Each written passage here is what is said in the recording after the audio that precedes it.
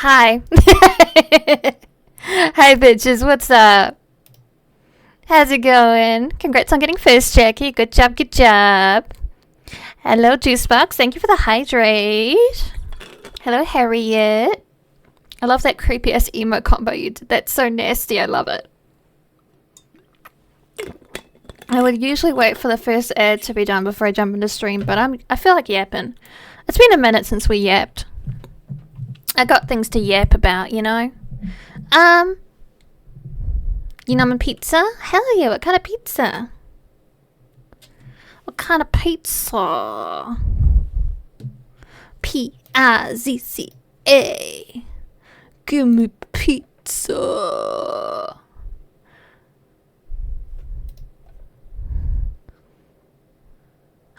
Oh shit, you're jobless? I'm sorry, Juicy. That's scary. I hope you find something stable soon.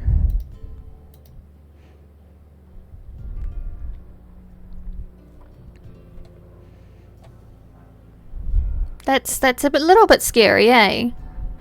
But I am rooting for you. You got this. I've got a few things to rant about. Ranting 12 cheese, sausage, beef, bacon, pepperoni, mushrooms, mochi, and some herbs. That sounds pretty good. I'm not gonna lie, that sounds very awesome. It was 10 years at a company, so I got severance for a while. Oh, planning to move and set up roots elsewhere. Oh, also it's a fresh start feeling more than a scary feeling. I love that. That's really good. Good for you. Good for you. Like whole wheels of brie in terms of cheese. Jesus Christ, woman. Your gluttony amazes me. I respect it immensely, though. Oh shit, Jackie, thank you for the resub. 11 months. Hell yeah, almost a year. Let's go. Hey, let's fucking go. That's awesome. I am back to my regular streaming. We're back to the vibes. We're back to scheduling things. We're not just doing random impromptu thingies. It's gonna be awesome. We're back to it. I've missed you guys. I have. I've got a few things to grumble about. Or just chatter about, you know. I finished one of my books. I was reading Elliot Page's memoir, Page Boy. I liked it. I liked it a lot. It's very good. I would say I wish there was a little bit more structure in just like how it was sort of put together. The writing is good. I just wish the like put together of it was a bit more structured, maybe. I imagine that's very him, personality wise. I wouldn't be surprised if that's like how he likes it though. And that's totally fair, each to their own. I just prefer mine with a bit more structure, just a little bit. So on to my next book now, which is a bit of a heavy hitter. I'm not gonna lie, let me find it.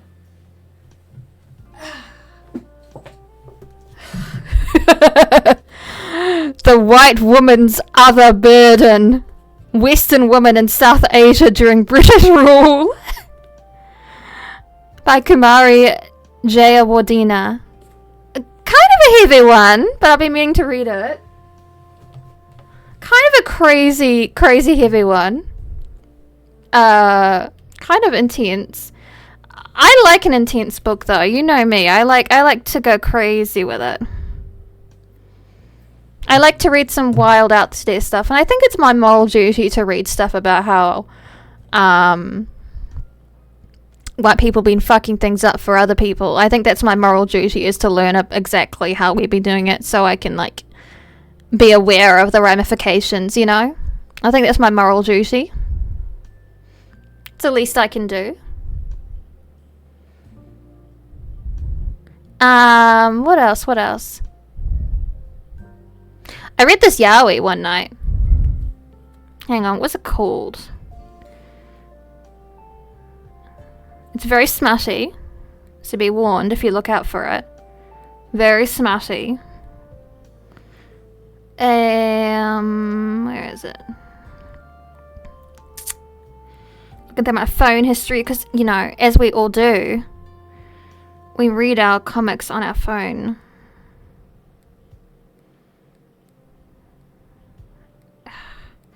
A lot of misses in my yaoi attempts of discovery. A lot of misses, not a lot of ones that I was finding very catching. Oh yes, it was called Tentacles Appeared. It was called that. I forgot. It was a very straightforward title. It's very good, actually. Tentacles Appeared. It was actually really good.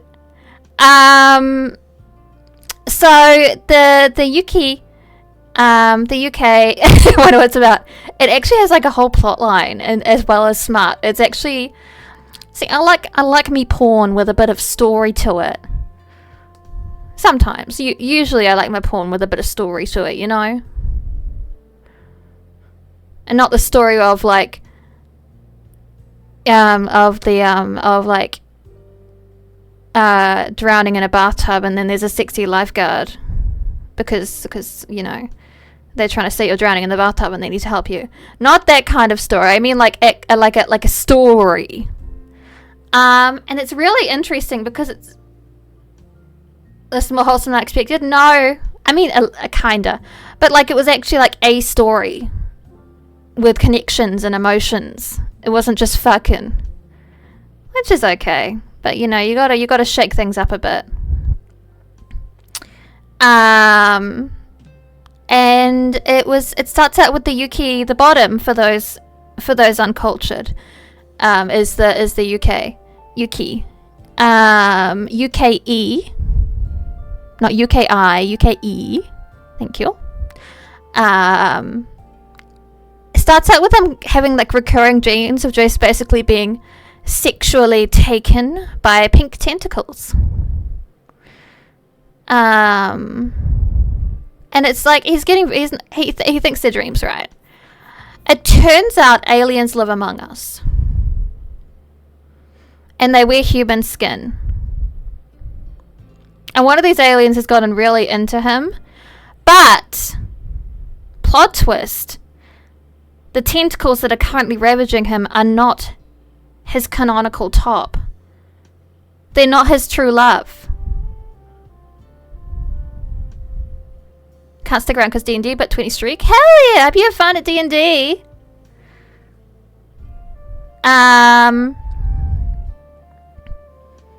Where was I? Ah, yes. I'm trying to refine my words. Thank you for the heat pits.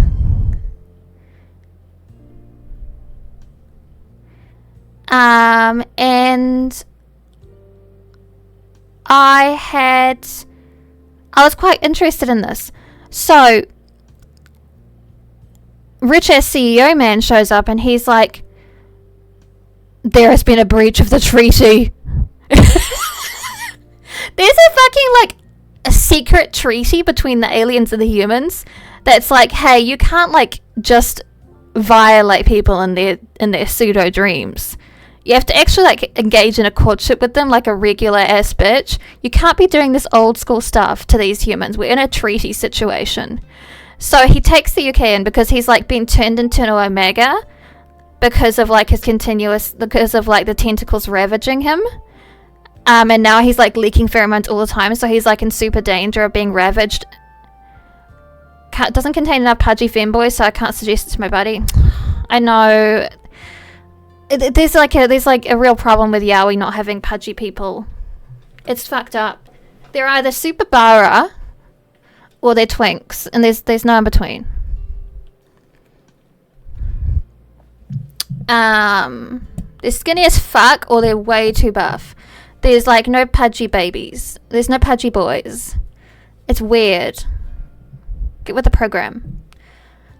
And he's like takes him into his house, keeps him unprotected, and of course the bottom of the UK is like quite traumatized because he realizes that these things that he thought were dreams have been real sexual assault. And the story treats this quite seriously. They're like, this is actually quite bad.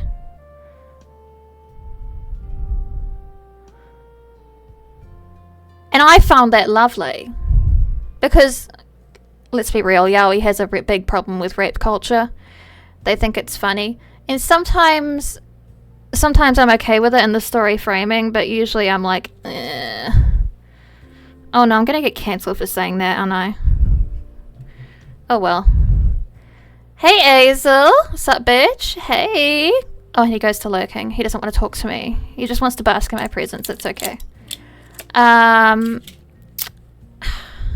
you believe that? Your walls are nice. Thanks. I do put a lot of effort into them. I actually do. I haven't shown off my bedroom before, but it's actually like quite well put together.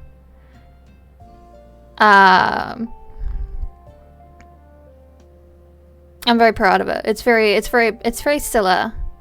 Very stellar core. Very an eclectic collection of items as well, if you think about it. And so the UK, I should hope it's very stellar core. Well, I was renting for a lot of my life, so I couldn't decorate as much as I liked. But now my family owns this house, so I can do whatever I please. Considering you're stellar. Yeah, but limitations, you understand. For instance, I got these lovely big shelves put into my wall. And they're nice. I put my books there. I also put my Sayana Uta plushie up there, and she's very happy. Homeowners, listen, we've been renting our whole life. We got very fucking lucky. We got this small period of time where homes, and I say small, and I do mean a very tiny period of time where houses were a bit more affordable, and we snatched one up. It was immense luck on the family, on our part, and also immense luck that we found something that actually worked for us, because New Zealand houses are very structurally weird. Love that whenever I call someone a homeowner as an insult, they forget I'm also a homeowner. It's delightful. Well, it sounds so icky, doesn't it? In the bourgeoisie sense of things.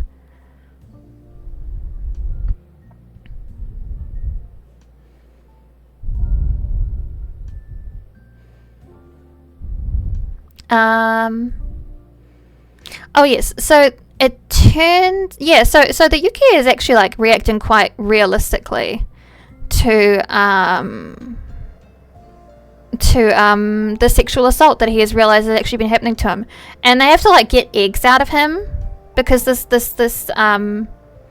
assaulter tentacle guy was like trying to impregnate him too, and it was fucking, so like they have physical eggs like a snake that once someone is like has like a womb converted into having a womb, they put an egg in there.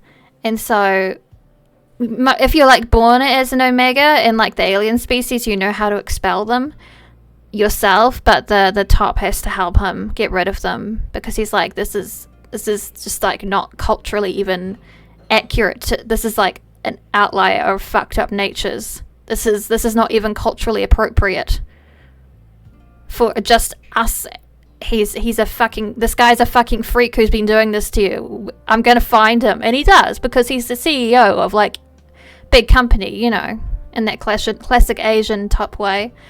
And it turns out he's also like secretly alien royalty, which helps explain things a bit, like why he has all this power to enact legal stuff against him, like legal alien criminal stuff against him.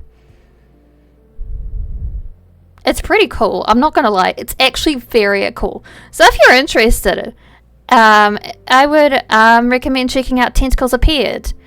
But do be careful about the sexual assault aspect. It is quite real. Wouldn't call you bougie.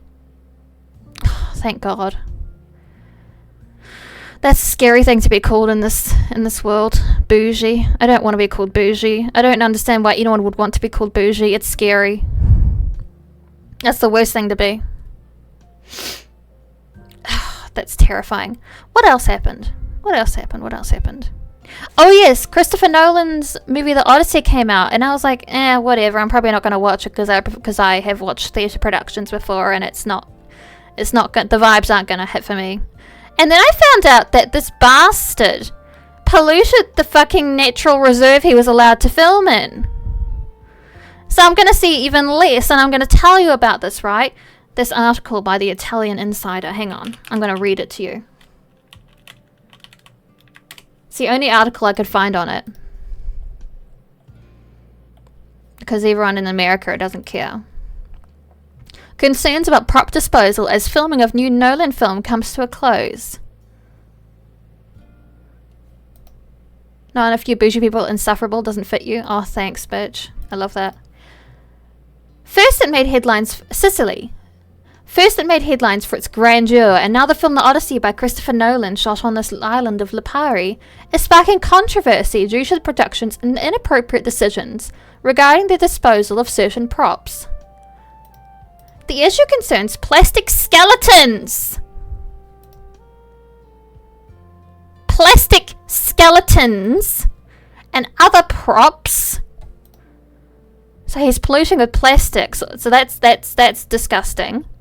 That were found by some divers on the seabed of the stunning waters surrounding the island, part of the Aeolian archipelago. Disgusting. At depths of at least 18 meters. Installations and props. Installations. So like set material.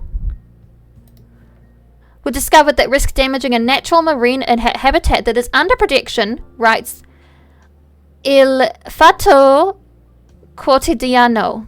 I'm so sorry, I don't have much experience with Italian. I'm doing my best, and that's what matters.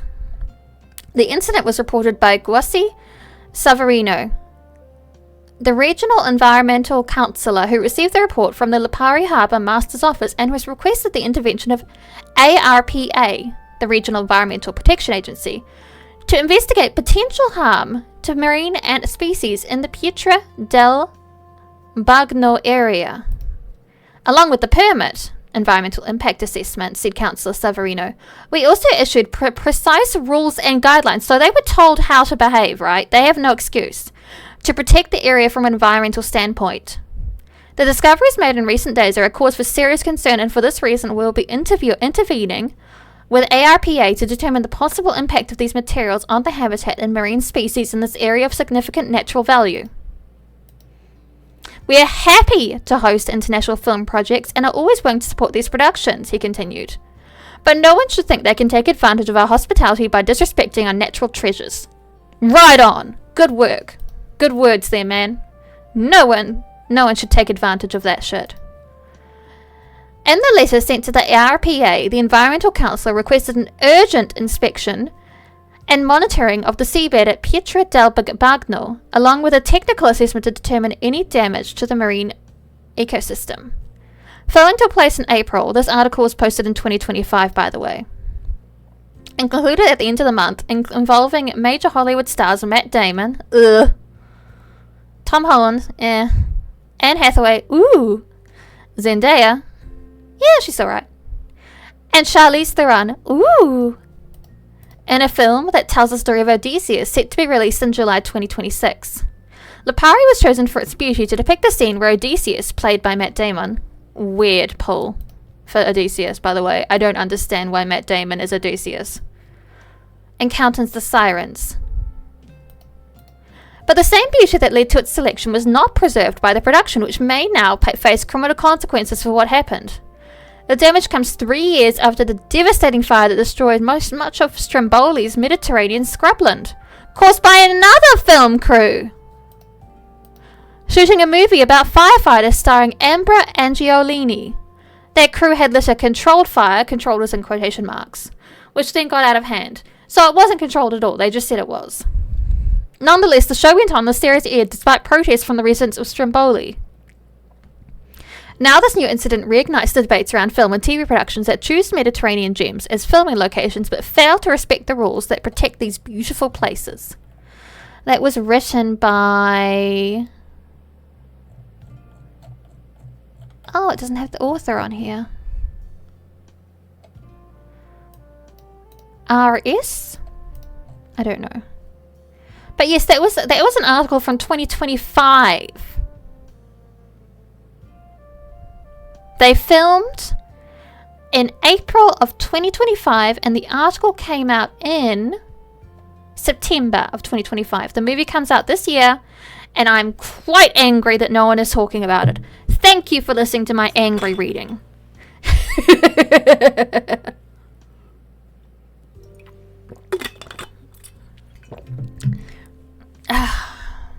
Just, what the fuck, man? What the fuck, man? You didn't have to. You did not have to be this disrespectful. This was never required. Touch on super large fines and sentence them to be part of the climax.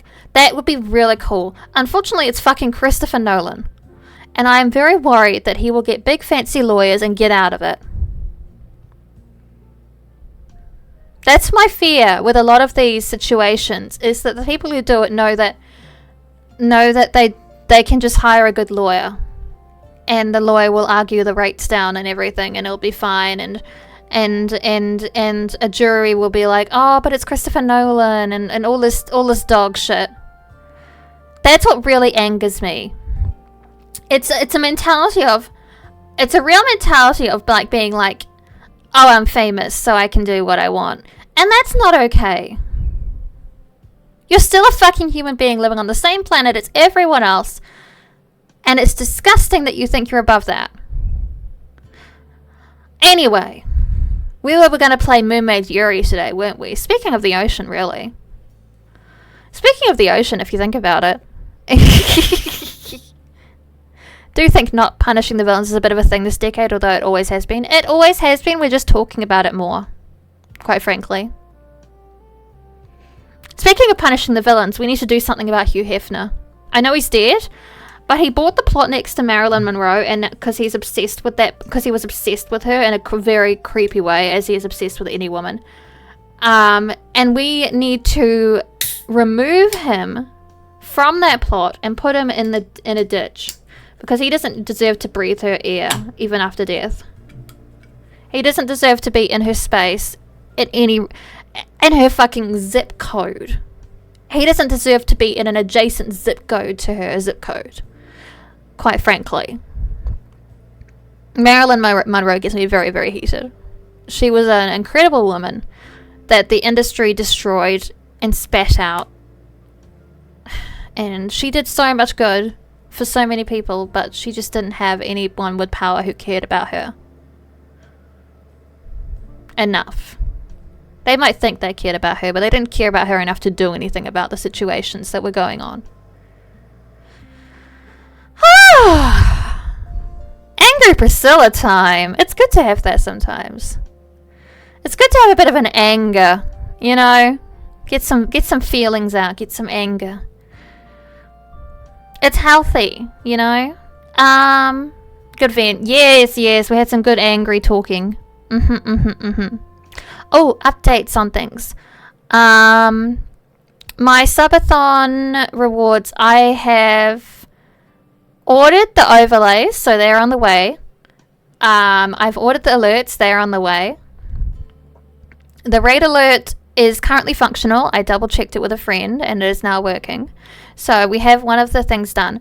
And so I am currently saving for to get the music video made. That is the next thing that requires financial things on the list. It is gonna... Where the fuck is it? Music video gaming pog. Hazel. Throw out money if I could, but I got my own schemes. Yeah, I know. We'll be scheming. Hey, my favorite doll. Hey, Void, how you doing? You missed my good rants, and that's, honestly, that's on your head. You have to check the VOD later if you want to see me angry and fucking up. And just being a vicious beast in a great way.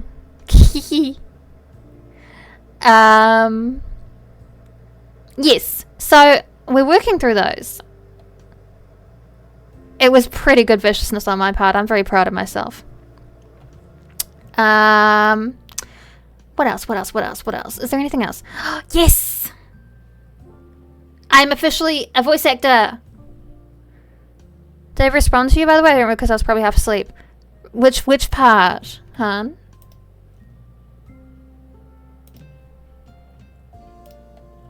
Respond to what, babe?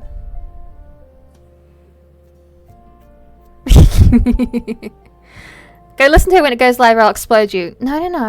I mean, yes, but no. Mine I did. Yeah, good job. I am going to be voicing a fan dub for the coffin of Andy and Lele, which is a very #problematic. I love it. I kind of love what they're doing with that game. It's kind of awesome. What's rants did I miss? SMH. Well, I'm not gonna re-rant. It's not the same. I'm not gonna re-rant about things. It doesn't work that way. The energies don't work that way.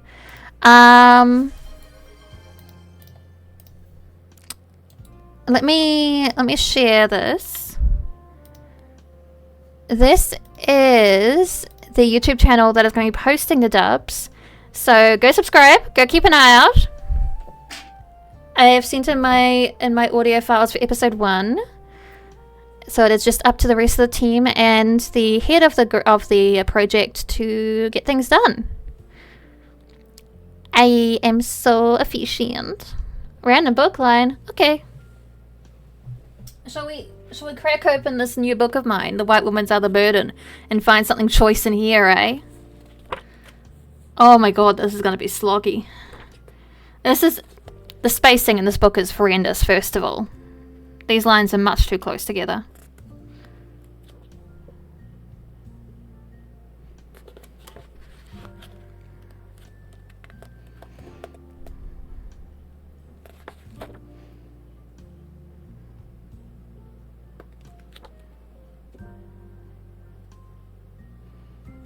No, I can't. This is too context required for that.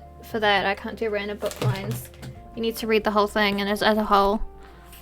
I'm gonna read from Fluids by May Leitz, a classic of the channel, really.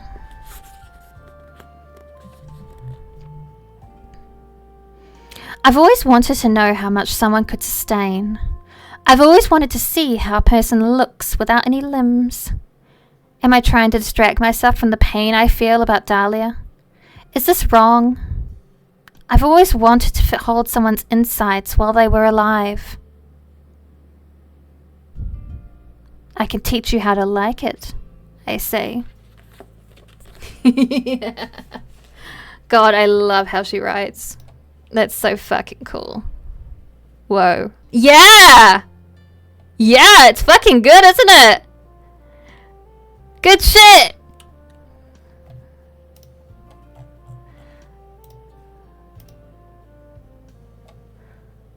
If I had a tail, I'd be a wig.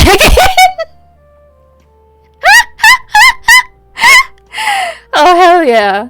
Hell yeah, that's a good sign. Thank you, Juicy. Remember to hydrate, yeah. That's so vital. Remember to hydrate, Juicy.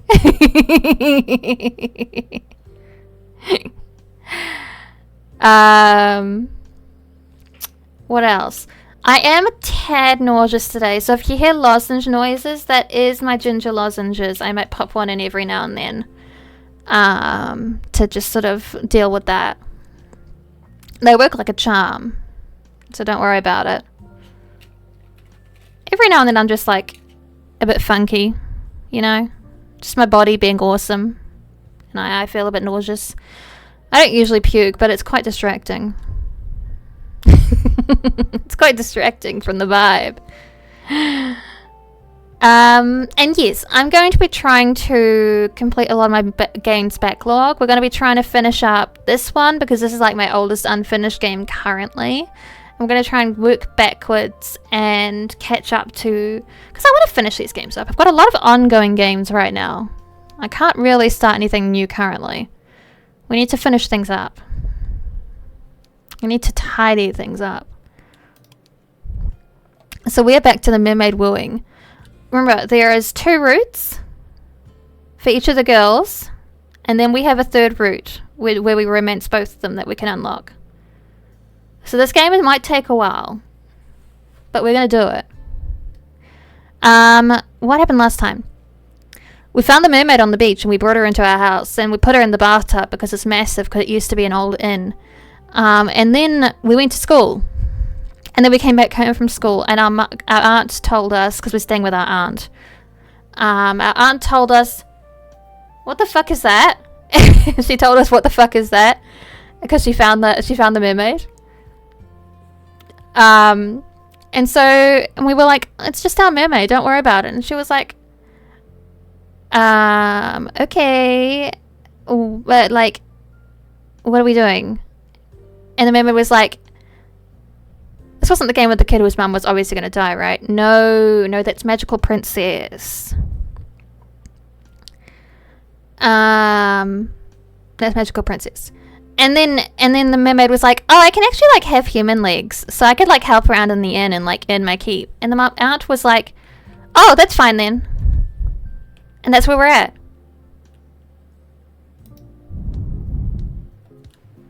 I don't know about that. I don't think I did all that much. But I guess I did help grate those yams. Hee. It was kind of tricky. But I want to know how they turned out. Your cooking is always delicious, Shoko. And helping you out makes me really happy. Oh, you. My Aunt Shoko chuckles, then waves a hand in Noreen's direction. Yeah, no, our mum isn't really, like, accessible in the story, and both mum and dad have gone, like, on a trip and abandoned us. But, like, that's kind of a good thing because we hated life in Tokyo, so now we get to be in this, like, isolated island and meet cute girls, and it's actually better for us, and I hope that she stays on the island at the end of the game because I don't think she'll be happy if she goes back to Tokyo. My Aunt Shoko chuckles, then waves a hand in Noreen's direction. You're being too kind. If I let you shower me with so many compliments, I'll wind up with a bloated head. Oh? Noreen pauses, her chopsticks suspended in the air, then frowns. Is that really possible? It sounds painful. No, it's just a figure of speech. Aunt Shoko isn't really going to blow like a balloon. Or like a pufferfish, I guess. You should probably start eating though if you don't want the food to get cold. Scared sea bass always tastes the best if you have it right after it's been grilled. That's a good point. Hee. I couldn't eat any grilled food down to the ocean, so this has all been really fun. I want to eat these exciting new foods when they're at their tastiest. Here goes nothing. Noreen reaches out with her chopsticks, then plucks a bit of fish from her plate. And she pops the piece of fish into her mouth. She chews on it, then says, it's so good. I'm glad you think so, but try not to talk with your mouth full, dear. You'll get food on the table. All right. The food's no good on the table. I want it inside my belly. Mermaid likes eating fish. Well, yeah. Yeah, she's a big fan of fish. From what I remember, she wasn't like, she's like actually like on the bottom of like she's like quite impoverished in the ocean. So she wasn't didn't have the access to money in the fish, in the mermaid kingdom or town or whatever. So they would mostly eat seaweed. Because fish cost money. More money than they had. Let's try the pickled yam and radish salad next. Oh, and maybe I'll wash it down with some miso soup. Your miso soup is always super good. I feel like I'm in heaven. And I'm very glad to hear it. Cooking for you is a real pleasure. Though I don't suppose you'll want any lunch. Huh? Why not? Aren't you and Asuka going out today? On your little shopping trip? I would have thought you'd want to take the opportunity to sample some of the food from the local cafes and restaurants. Omarishima might be a small island, but there's a lot of nice seafood restaurants, and there are a few places which serve desserts too. You'll be so spoiled for choice, I'm not sure if you'll want to eat my cooking. No, that's not true. No matter how good the food might be in Omarishima, I'm sure I'll still love your food the most. But you might have a point. I do want to try a lot of different things, and I've not had many sweets. Most of the food you make feels very Japanese. That is how I prefer to cook, yes. It's how I was raised. My own mother mostly made traditional Japanese fare, and I suppose it stuck.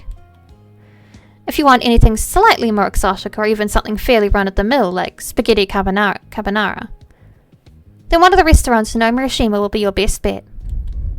We have several privately owned restaurants, though there are a handful of chains.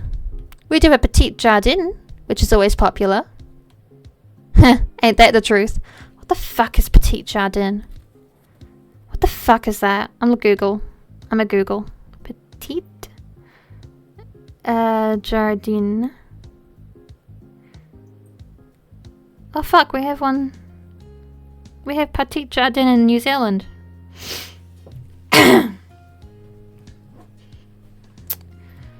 What the fuck is Petite Jardin? What?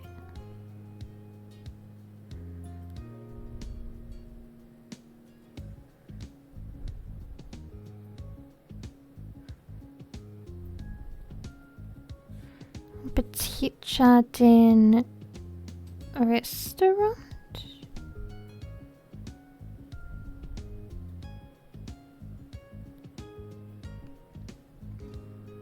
I guess it's not... I don't know.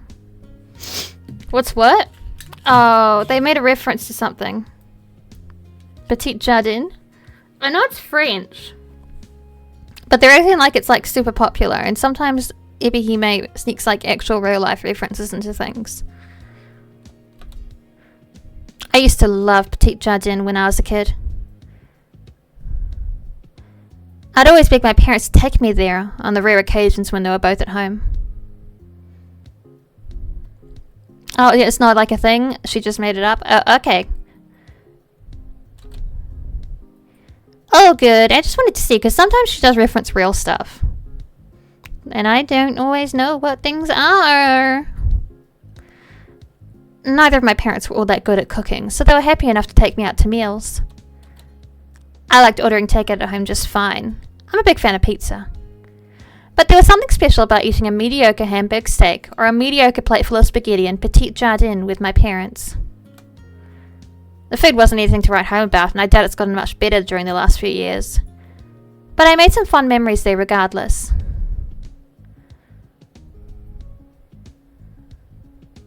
Could this be a reference to Olive Garden? Because Jardin is garden. Little garden, Olive Garden. No? I'm curious. You know, might be. It might just be a family restaurant thing. I guess that's why I like it so much. I wouldn't say no to Petite Jardin myself. It's been a while since I went there.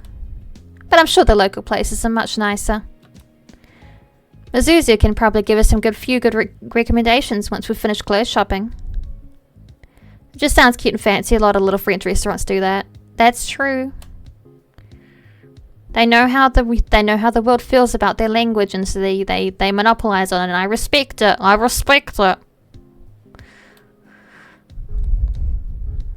Gotta use what you got. I'm sure.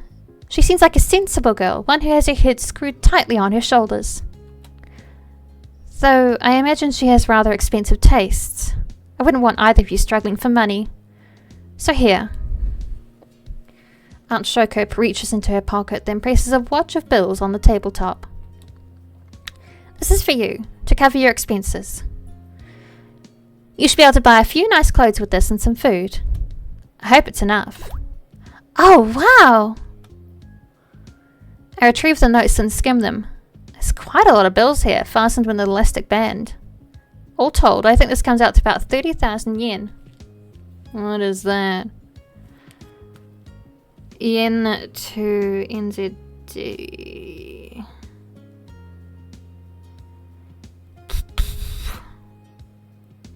Doing a lot of Googling today. Over $300! Hello. That's a pretty generous chunk of change. Yeah, it is! Holy shit! Thank you for the resub, Omni. Heyo! Greetings, lovely one. The blazing crimson of your hair fills me with determination. Awesome. To 30k yen, that's like under $200. My money, Slyko. New Zealand dollars, it would be over 300. Keep up. Keep up.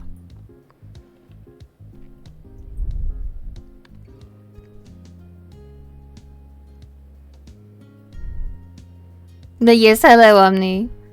Welcome, welcome in.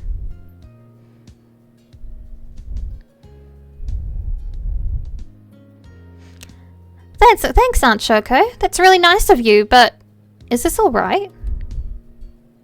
When did you get a Keep up! Psycho! He doesn't even look at my emotes. This has been in there for months, sir. This is old news now. Embarrassing, and he's a mod too. I don't use emotes. Well, just embarrassing. Embarrassing. Embarrassing! Fake fan boo. Yep! Yep! Call his ass out. Get his ass. Fucking get him. Wow. For some people, for some uncultured people who seem to be in the room, when I got this model, Maggie sent me a lovely present of some lovely cat emotes because she thought it would be sweet to have matching emotes, and she is so sweet and angelic that she did this for me. I didn't have cat emotes prepared, but she was like, I want to give Stella something special, so she got me some cute cat emotes for my birthday. Was it my birthday? I think it was. Yeah. It was a birthday present. So that's like last year, December. Man. There, I didn't emote. Happy now? I don't care if you do emotes or not. I'm shocked. Shocked. At your fake fan status. I thought we were friends. I don't know who we are anymore. What the fuck? I feel worse, but I don't. Yeah, I know.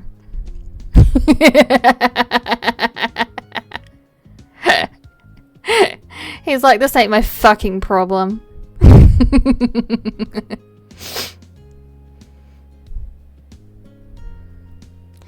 Oh my god. What a thing to say. When I don't realize things, I go, oh, I guess I missed that. And I just move on. I don't say anything because people call me out. No, he walks right onto that landmine all on his own.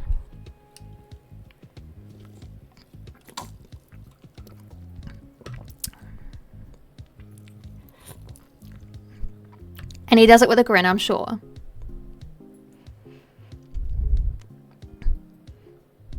What about landmine? Sorry, I wasn't listening. And now he's not listening to me on fucking Disability Pride Month. Can you believe that? It's fucked up. But did you know, guys, that the month right after Pride Month is Disability Pride Month? I get 2 months in a row of being the best in the world. It's kind of awesome. But it was Gay Wrath Month? No. People say that, but it's like kind of annoying because it erases Disability Pride Month, and I think that's like really rude. Because so much of the disabled community is also queer, and I just think that's kind of rude. We can have Wrath Month on a different month, thank you very much. Can be 2 things. I don't think so. No. I refuse. 1/6 of the year just for you. And then there's December, which is so important because that's my birthday month. So for the whole month, up until the 18th, no one's allowed to talk about Christmas. Because it's my month until then. So this means you get 3 observances in a row.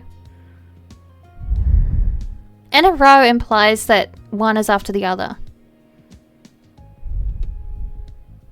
Also, I can be prideful and wrathful at the same time. I'm good at that. I don't need an extra month for that. It's shocking that people think they need that. Get good.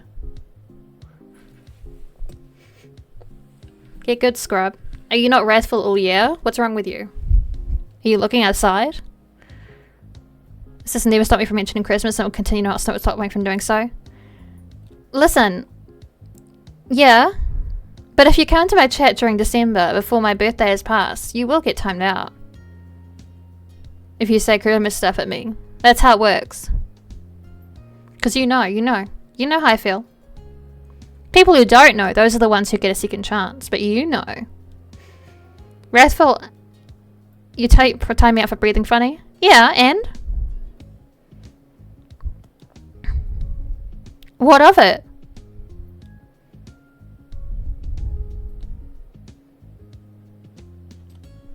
Of course it is. You're my niece, Asuka, and I do regret that I've not been able to do more for you over the years.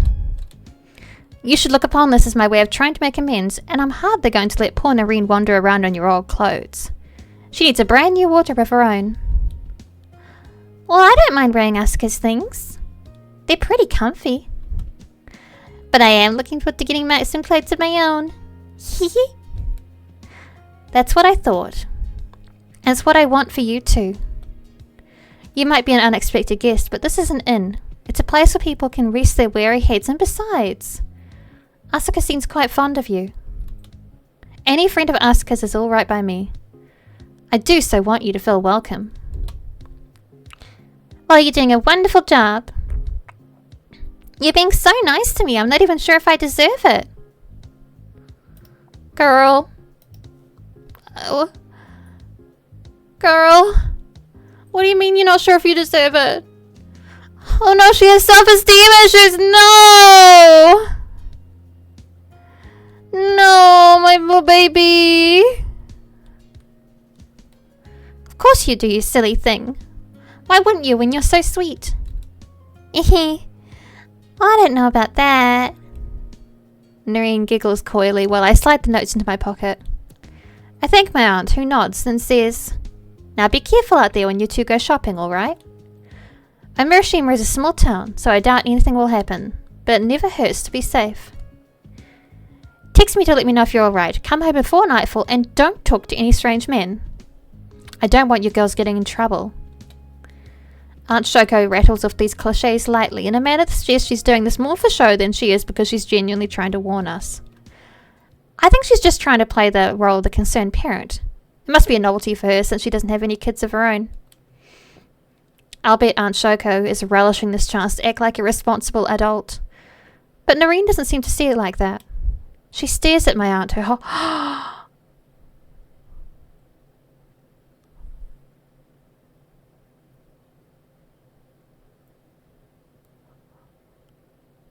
What's going on? She's never made this face before. What's going on? She stares at my aunt, her whole body freezing. Then, in a quiet voice, "Oh no!" she says, "What do you mean, strange men? Have you seen anybody peculiar hanging around?" Oh. Girl, do you have a stalker?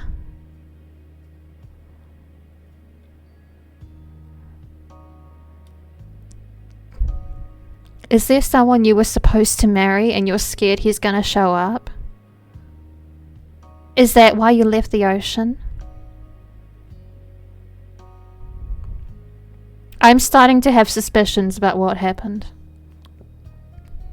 Get this girl some mace and a taser. Yeah. Did I tell you guys? Legally, I'm not allowed to carry. I'm not legally allowed to carry those things in my country. Like a taser, I'm not allowed to carry that in New Zealand as a safety precaution. No. Mace, no. What am I allowed to carry?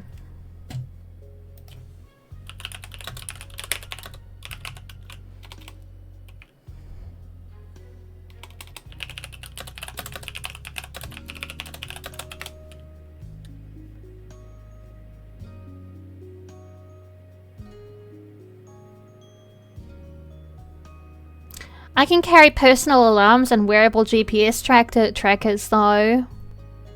That's fine. That's... Yeah. Nothing else though. It's so dumb. It's quite concerning, especially with the, well, I shouldn't get on a tirade, but this is kind of... This seems relevant. I'm used to carry a Kubotan. I need to... Kubotan. Kubotan.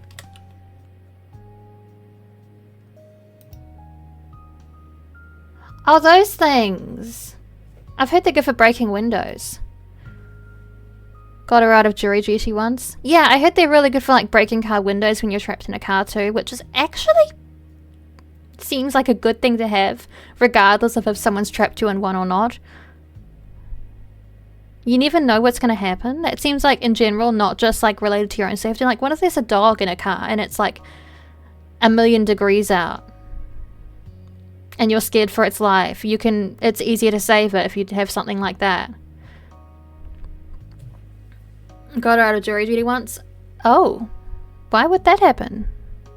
Was it in relation to the case? Probably case relevance, yeah.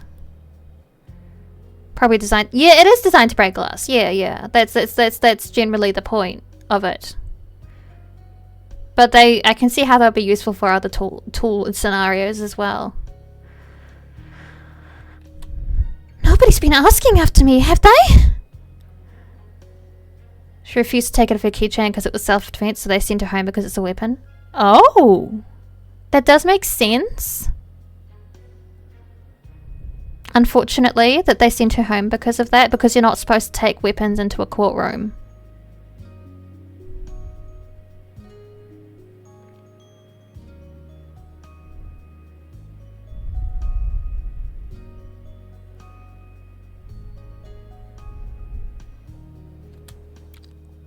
What?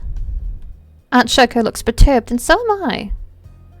Got a paid day of work and didn't have to go to jury duty. What, unfortunately?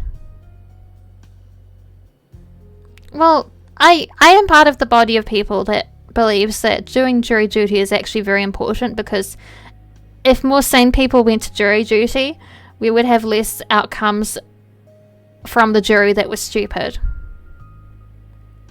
Right now, most people who go to jury duty don't know a fucking thing about the world.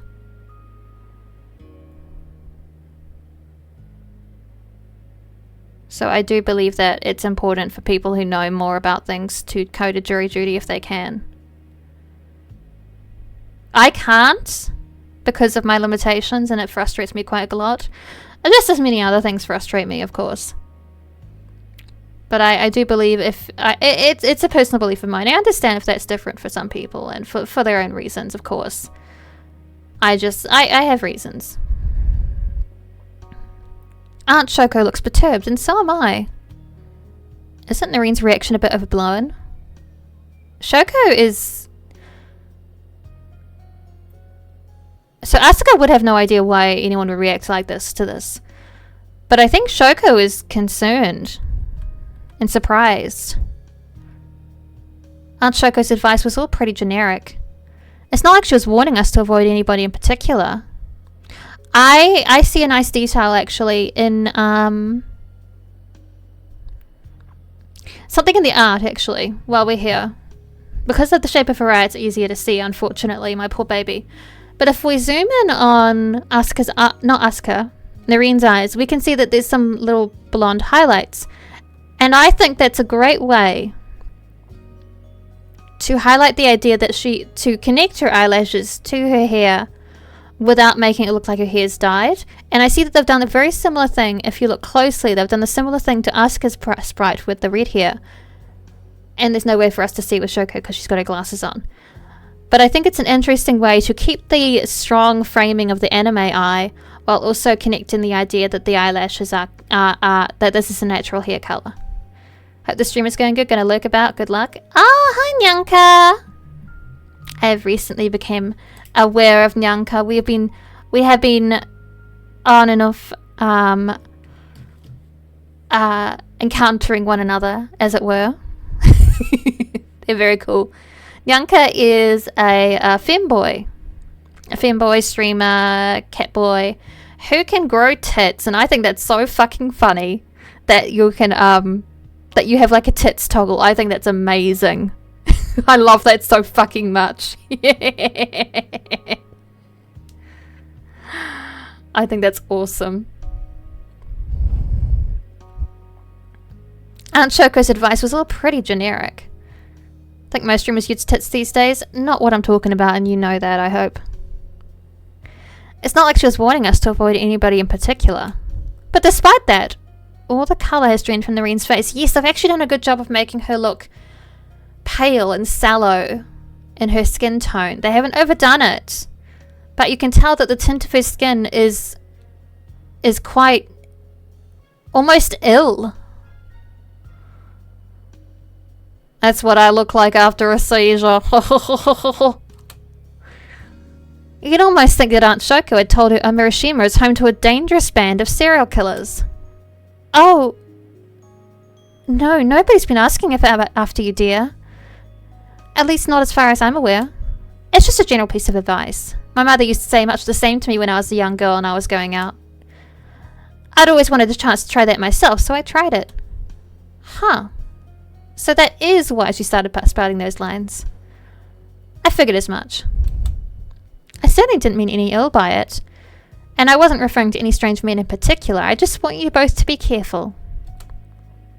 Oh, right. That makes sense, I guess. She still looks really off. They haven't healed her skin tone quite yet. And I think that's interesting. They aren't switching immediately back to her like original spike colouring, and I think that's a nice touch. Sorry, Shoko, if I made things awkward. I'm sorry to you too, Asuka. I don't know what got into me. I think you do know, hun. And I think that's... And I'm sorry. I'm sorry that things have been happening to you. Through, I don't know, most of your life or recently, it doesn't matter. What matters is I'm sorry. I guess I'm more anxious about this trip than I thought. She's scared to be out in public in case someone who knows sees her. Because if she can go on land, then anyone else can. Noreen laughed slightly in an attempt to dispel some of the lingering tension in the air. But I'm not sure if it works. I'm too busy wondering about her unexpectedly violent reaction.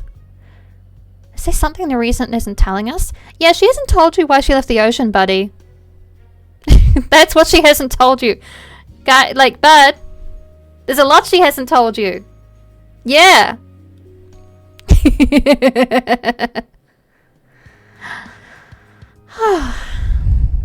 Oh, she's trying so hard. Ah, the weather really is nice today, isn't it? It's so warm. Noreen beams brightly as we crest the hill which leads down to the beach. She seems to be in good spirits even after her strange turn at the dining room table. But I'm feeling a little less trippin' myself. I can't get the image of Noreen's face from my mind. The wide eyes, her pupils mere pinpricks in a sea of white, and her lips parted in an anguished, silent scream. I've no idea why she reacted so strongly to Aunt Shoko's warnings, but I've been wondering about it. Noreen's smile might be bright and sunny, but I feel uncomfortably cold, as though I've swallowed a stone. I look at her uneasily, and then say in a quiet voice, Hey, Noreen? Yes? Is something wrong, Asuka? You look a little down. Well, You aren't getting sick, are you? Noreen leans in before I have a chance to speak, brushing my fringe off my forehead with a sweep of her hand. Then moving swiftly, she ducks, pressing her forehead against my own. I guess she's doing this to gauge my temperature, but she can't really think I'm sick, can she? Physically, I feel just fine. There shouldn't be anything wrong with me, but... Noreen frowns, her lips pursed together in thought. As she stares at me, her baby blues a centimetre away from my own. You do feel a bit warm. Do you have a temperature? It's probably from the stress. Stress kind of warms you up, I'm not gonna lie. No, Tut! Noreen draws back, pouting. She waves a finger at me admonishingly, looking like a teacher, as she says, If you were poorly, Asuka, you should have said something sooner. I don't want to drag you outside if you're not feeling well. I might have been looking forward to this trip, but your health comes first. Buying me some new clothes can wait. No, I feel fine, really. I was more worrying about you. Me? Noreen gestures to herself. She blinks, all wide-eyed with innocence, then says, But why? I'm doing just fine. Maybe you are right now, but if anything, you're the one acting strange, Asuka. I feel like you might be pushing yourself just a bit too hard. You should be careful. No shopping trip is worth sacrificing your health. No, I just... Oh, never mind. I just wanted to go over what happened at the dinner table earlier, but Noreen's been pretty evasive. I don't think she's underhanded or sneaky, but there's no way this is a coincidence. She's trying to ward me off the subject on purpose. On purpose, you say? Presumably because she doesn't want to talk about it. I'd like to respect her decision, of course, but it does make me wonder. Just what is she hiding? So we're going shopping? I want to go shopping. Yay! We're going shopping still. Yay. I was worried. I want to see the fashions. I want to see what she gets. Despite my misgivings, Noreen and I still wind up meeting with Masuso in town. Outside a small cafe with striped awnings called Seaside Sweets. That's a great fucking name. Alliteration. It'll always get you going good. Alliteration in the name. It's a good thing. It's good. Noreen greets Masuzu enthusiastically with a wave and a bright bouncy, Hello again. It's good to see you. I hope you've been alright. I meanwhile, I'm a little more hesitant. I hang back, feeling awkward. Though why, I'm not sure. It's not like this is my first time seeing Masuzu. We've got into the habit of walking to and from school together every day. I know Masuzu better than Noreen does, but you wouldn't think that to look at us. Not with how easily outgoing Noreen is. It's kind of bothering me actually, though I'm not sure why. I wonder. I'd prefer it if Noreen was this friendly to me. Isn't Noreen supposed to be my BFF? Where does she get off acting so friendly to Masuzu when she's only met her once? I've gotten so used to chatting in the bathroom, it feels kind of weird seeing her get along with another girl. But I probably should have expected this. Noreen's naturally outgoing and she's been crept up in that bathtub all the week. It makes sense now that she's out going to town. She'd want to make the most of it. Masuzu, fortunately, takes Noreen's cheerfulness in her stride. She greets Noreen with a smile of her own, and then suggests that we make a beeline towards some of the shops. There aren't that many clothes stores in Omurashima, but there are a few nice places. We have a couple of chain stores, but you can find those anywhere.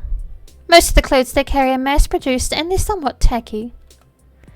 I prefer going to the privately owned boutiques. The clothes there are of a far higher quality and it's nice to support local businesses, even if they are a bit expensive. My favourite shop is called The Stairs, which is right by the seafront. They carry a lot of feminine clothes, ruffled blouses and summer dresses. But the prices there are particularly steep. I wouldn't want you to spend outside of your budget. So perhaps we can look around. It might take a while until we find something perfect, but I don't mind having a meander. I've always enjoyed clothes shopping. Masuzu's voice is light and sweet as she relays this information to us, her smile unwavering. She sounds wholly in her element talking about clothes, while I feel completely lost, distinctly out to sea. I don't think about fashion all that much myself, which is probably obvious just to look at me. Girl, you're just butch. It's fine.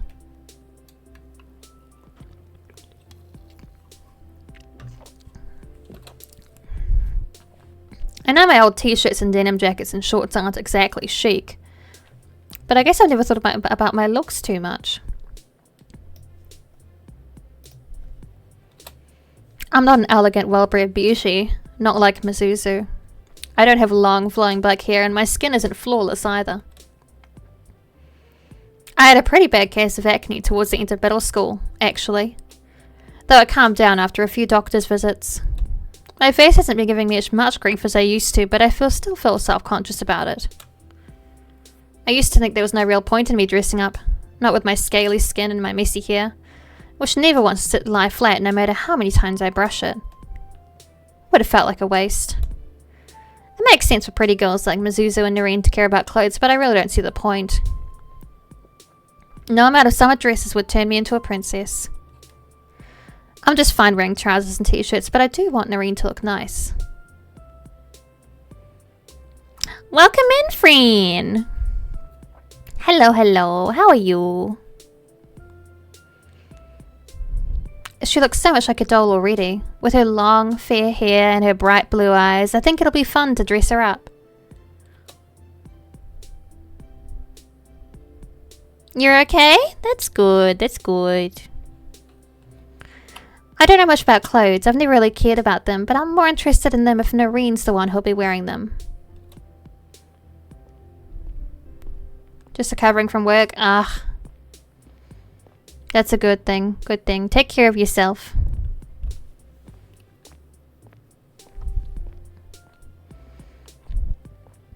I follow along behind Mizuzu, content enough to let her lead the way as she shows us in and out of various shops. She tells us about the latest trends in the world of fashion and gives some information about what cuts and colours would suit Noreen the best, while I nod along. I don't understand everything she's saying, but I guess I don't need to. It's pleasant enough listening to her talk about this, in her element. It even helps me forget about Noreen's strange attitude at the breakfast table this morning. Move wrong and disability made an appearance? Ugh. I've been there. I've fucking been there, girl. Or guy. I don't know your gender, my apologies. No, but I've fucking been there. So real. I hope it doesn't act up for too long.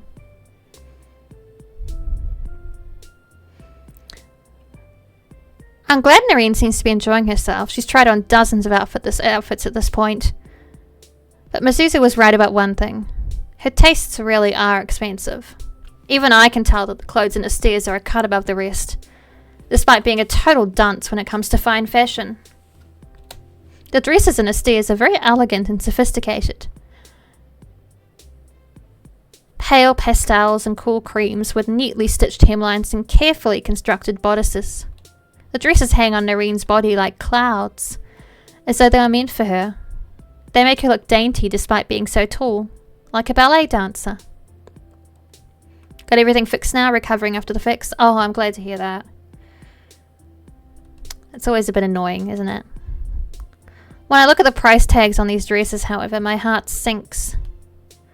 40,000 yen for a single dress? There's no way I can afford that. I find it hard to believe that many students will be able to afford that actually, unless they have part-time jobs, and even then it's still a pretty steep ask. I guess Mizuzu wouldn't think twice about spending this much cash on her clothes, since she's from a wealthy family, but it's not the same for the rest of us. My parents might have been decently wealthy themselves, but they never gave me a big allowance.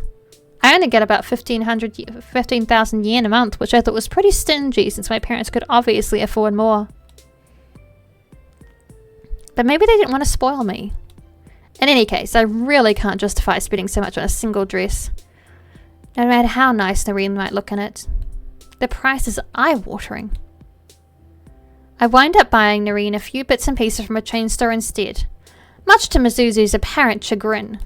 I knew she'd rather we support local businesses. I can't imagine running a business in Omoshima is that easy.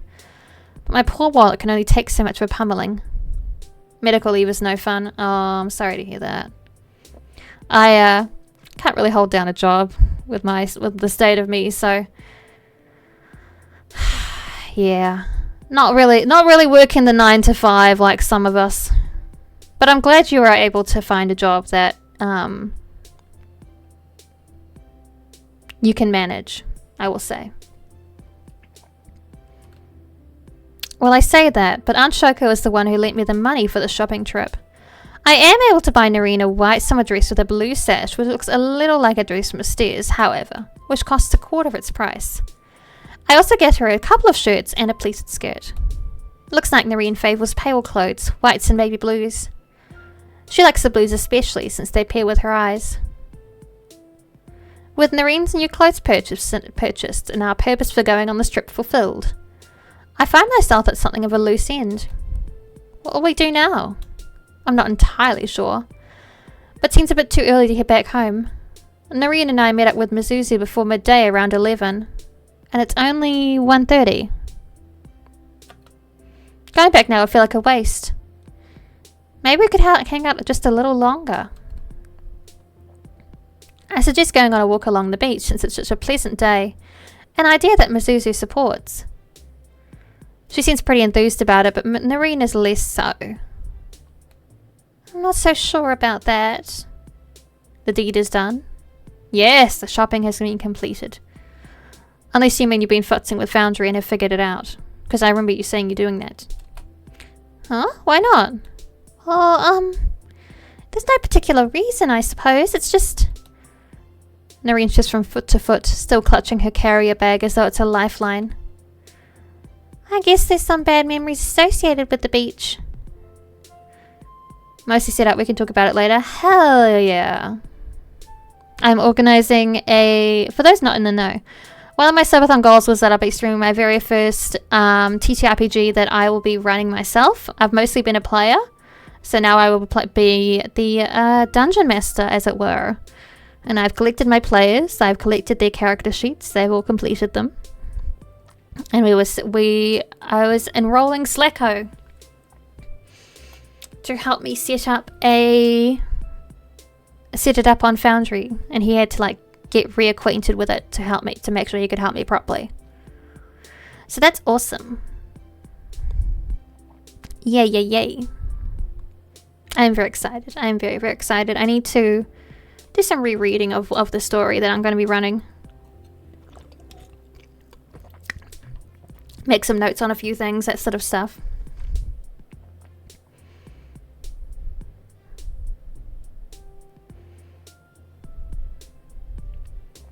I was trying to avoid derailing this, but since we're gone into a tangent, is it the mystery from the book?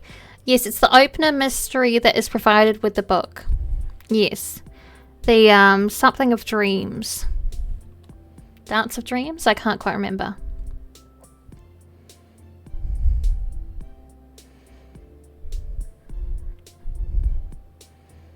I don't have confidence in writing my own mystery quite yet. Oh, that's also on Foundry for free. I can literally just install that and you can play with it. Hell yeah! So I don't have to do much setup at all. I just need to familiarize myself with Foundry. Okay. Okay, cool. That's awesome. I might still get you to help me with familiarizing myself with Foundry. Yeah. I'll have all the scenes preset for you. God, that's so fucking cool. That's awesome. Because yeah, as I say, this is the first game I'll be running myself. So I haven't quite got my sea legs, you know? So the less pressure on me, the better.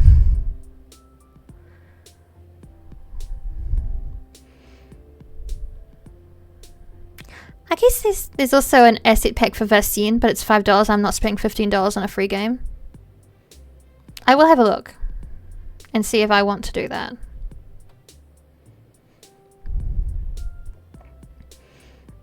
I guess there's some bad memories associated with the beach.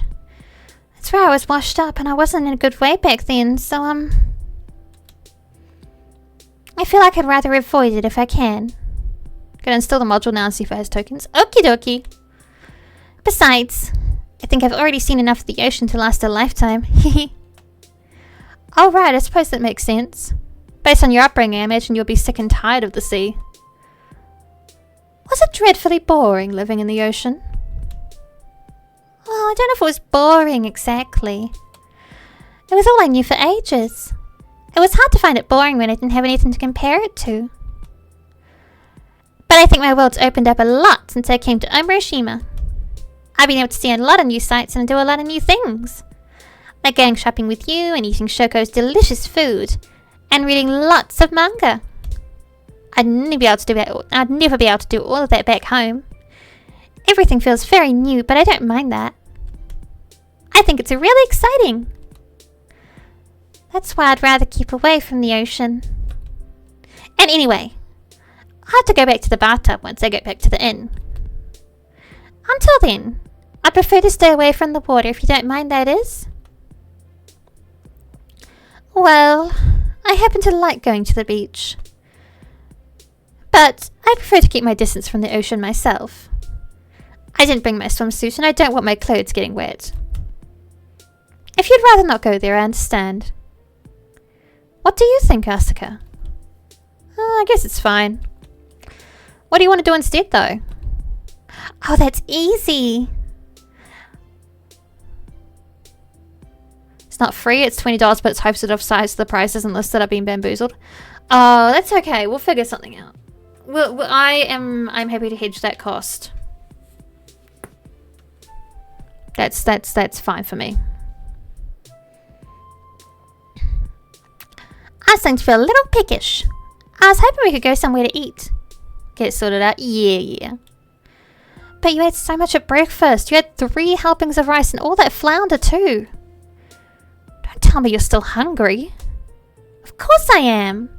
Breakfast was ages and ages ago, Asuka. It's normal to get hungry again. She's right, you know.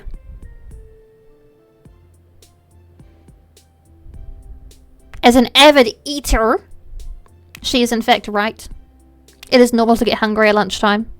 And is good, actually. It was only 4 hours ago. Yeah, exactly! Feels like a lifetime. And taking on this form used a lot of strength. It was a whole 4 hours ago. Holy shit. No wonder she's hungry. No wonder she's hungry. 4 hours is a long time to not be putting fuel in your body. If I want to keep looking like this, I need to chow down on even more tasty food. You wouldn't want my tail growing back in the middle of the street, would you?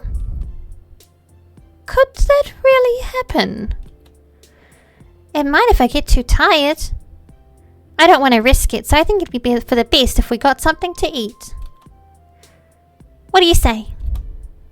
Well, when you put it like that, I guess I really can't refuse. Me neither. And now you mention it, I am somewhat hungry myself. Then it's decided! Let's go and get some grub then. I can't wait. Yo!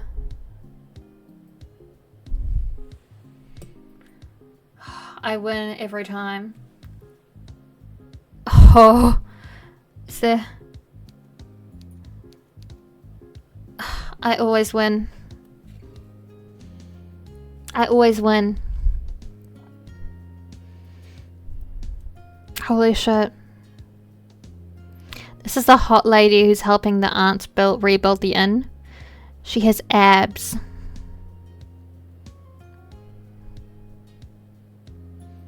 Gosh, she's hot.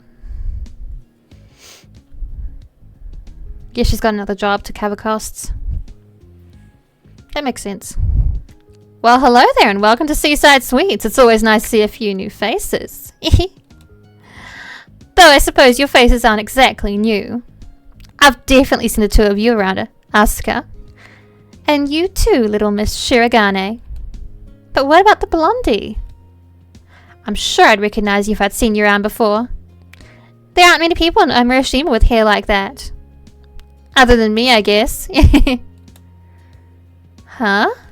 I stare at our waitress with wide eyes, completely and utterly floored. Me too, girl. How is that uniform holding it together? That's impressive. That's impressive stitching right there. Why in the world is Marina here? Girl, I think she needs money. I guess she's come here to work, but... Jeez, that outfit is not something I never thought I'd see her in. She's wearing a pink maid's dress, which must be the uniform of this place. The sleeves of her dress are puffy, while the apron laid on top is tied in the back in a large ribbon. She's wearing knee-high socks. Oh, you don't say. Which are pure white. Oh, you don't say. There's even a frilly headdress on her head. I had no idea Marina could look so cute. Oh, you're a fool. I stare at her in stunned surprise when... Oh, Marina! A dark-haired young woman behind the counter tuts. I've told you not to be so aggressively familiar with the customers. You'll scare them away. Can't you be more tactful? Ah, you know me, Ririko. I'm no good when it comes to tact. I always say exactly what's on my mind. What's wrong with being direct, huh? Girl, she's so me. Relatable queen. It's not like these girls are strangers. Other than Blondie here, that is. I'm pretty well acquainted with Asuka, in fact. Isn't that right? You are? Do you know this woman, Asuka? Well... Jeez, and now both Misuzu and Narina staring at me. This is kinda awkward. I do know her, but we're not really that close. She's, one of the workers who's been helping out Shoko fix up the inn. She's been stripping up the old tatami and getting everything cleaned. She's been a big help? Oh, I suppose that would make sense. I know Miss Suzukaze does quite a lot of odd jobs around Omurashima. Oh, she's an odd jobs lady. Yeah, that makes sense. Is that how you know her, Miss Suzu? I think everybody in Omurashima knows Miss Suzukaze. She's actually done a bit of gardening work for my mother in the past, but I know she works part-time at a local liquor store. And I think she also does deliveries for the local restaurants. I didn't know she also worked here, though. You really are everywhere. That's right. Whenever fair maidens are in trouble, I will appear. Whew. Please, please, someone get me in trouble so she shows up, please, please. I need it.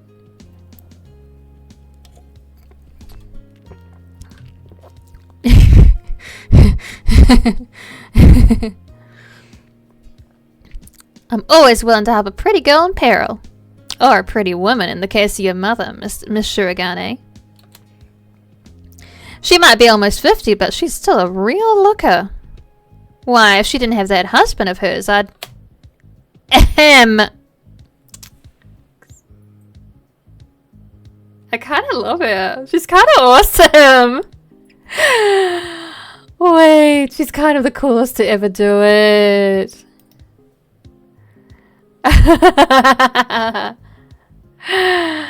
She's kind of awesome.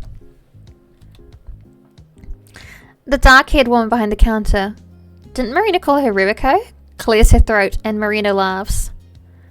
Just kidding. You know I'd never betray you, Riri. I would hope not for your sake.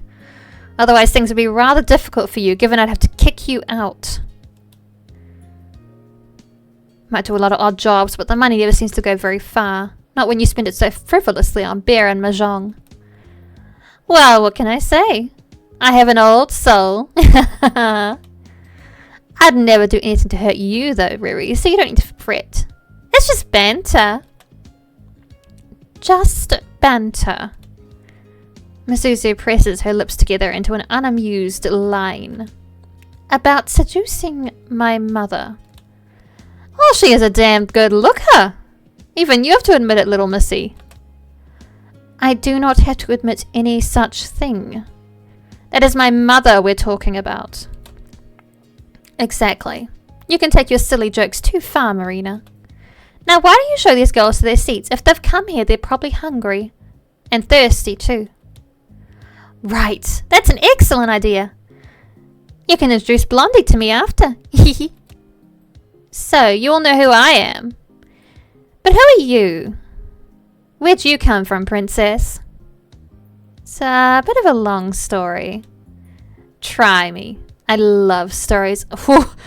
You can't grin like that, woman! I'm barely keeping it together as it is, and then you grin like that. It's dangerous face you got there, woman. I know you do, but shouldn't you be working? Miss Ririko won't like it if you're slacking on the job.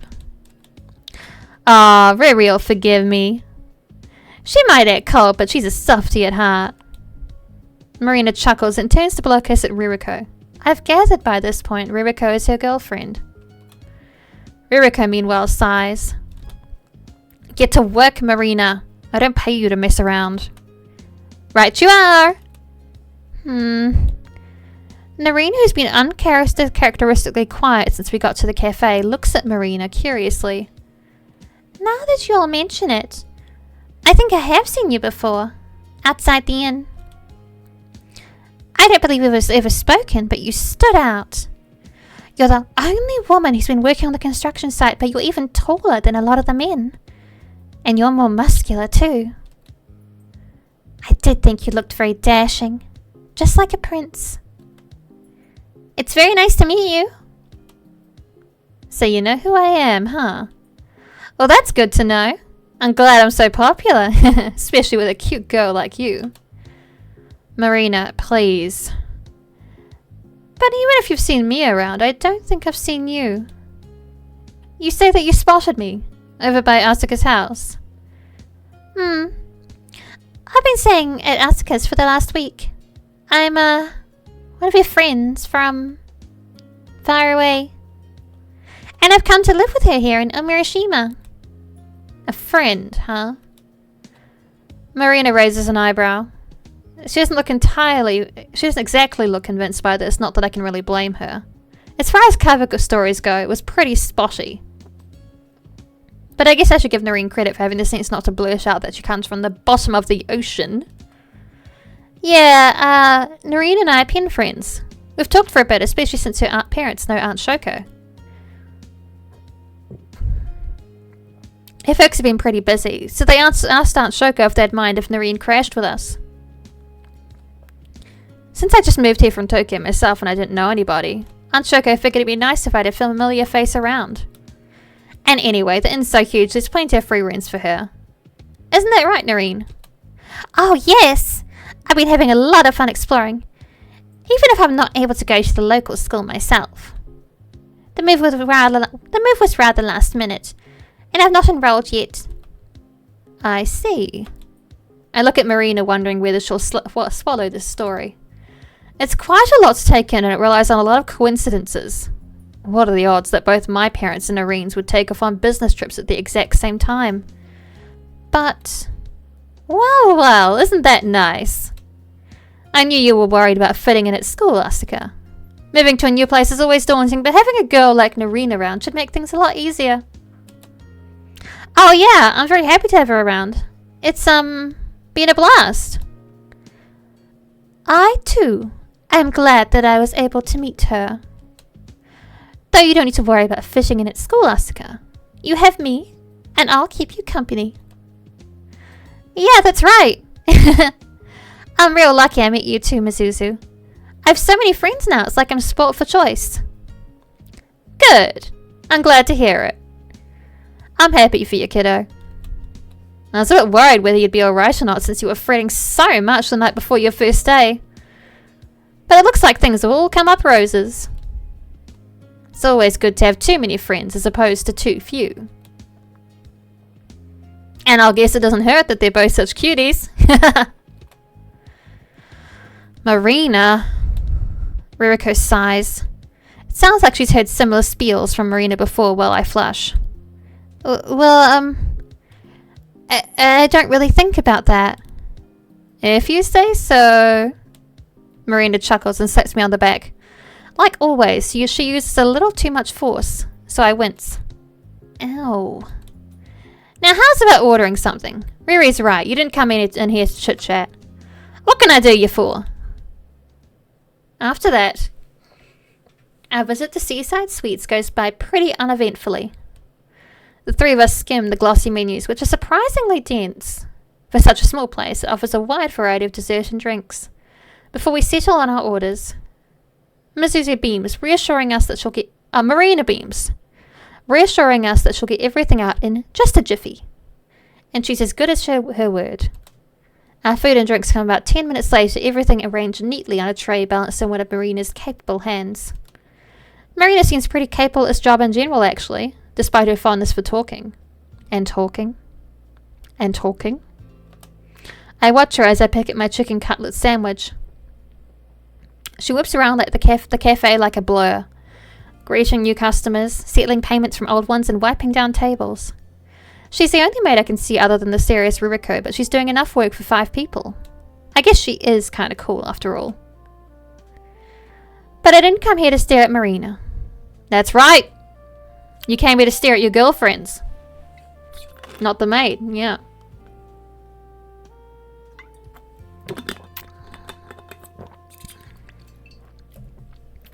I'm meant to be hanging out with Noreen and Mizuzu.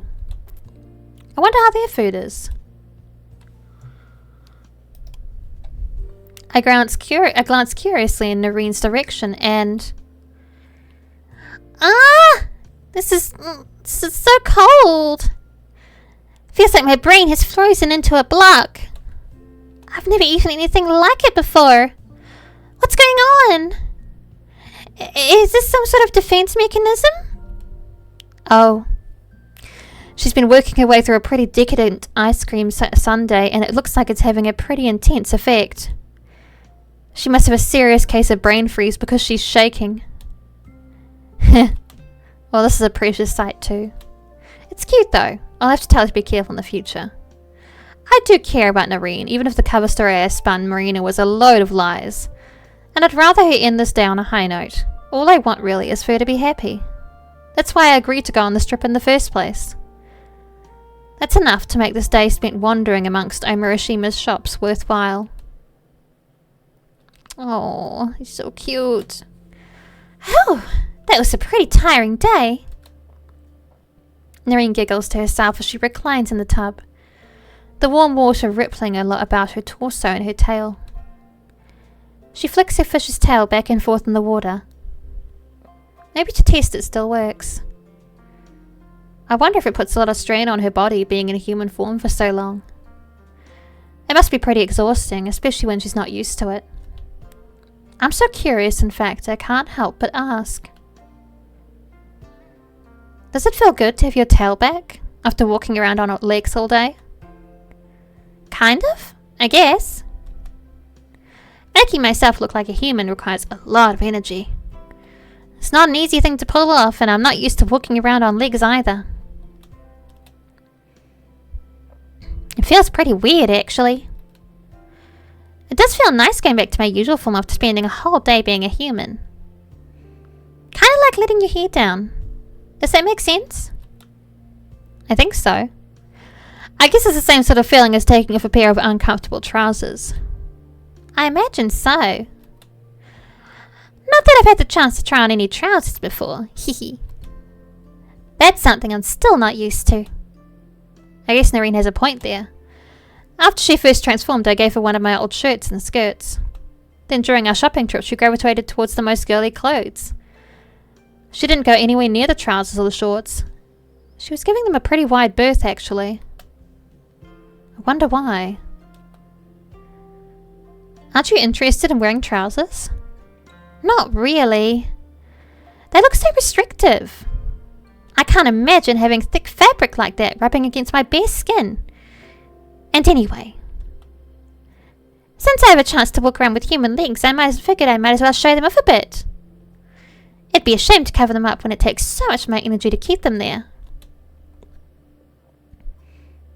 It'd feel like a waste otherwise.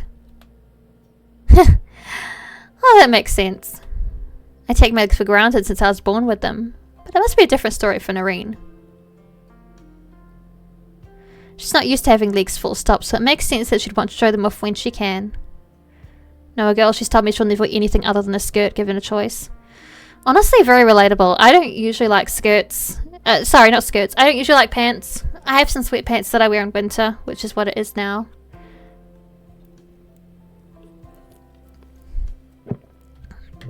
But I don't prefer it. It's just easier to maintain warmth when you're wearing pants.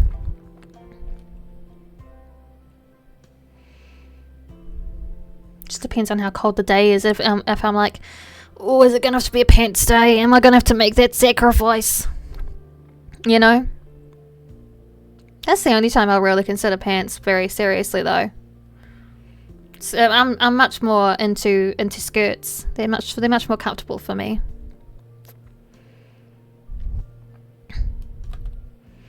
I guess people are the same when they dye their hair and when they get piercings. You want to make a big deal of these things so as many people can see as your transformation as possible, even if it might get you fired from your job or kicked out of school. Influencers on the net are always showing off the unusual, unique looks, though. It'd be kind of pointless to bleach your hair or dye it pink, then cram a hat over it to hide it. Besides, skirts and dresses are cuter than trousers, and they look easier to walk around in too. I think they're adorable. Well, you wouldn't be the only person who thinks that. It's a pretty common opinion among teenage girls, actually. Trousers aren't as fashionable as skirts, not that I really care about fashion. It's very hard to make trousers fashionable unless you're like into athleisure. You know? Unless you're into like athleisure fashion, it's very hard to find, or like business chic, maybe.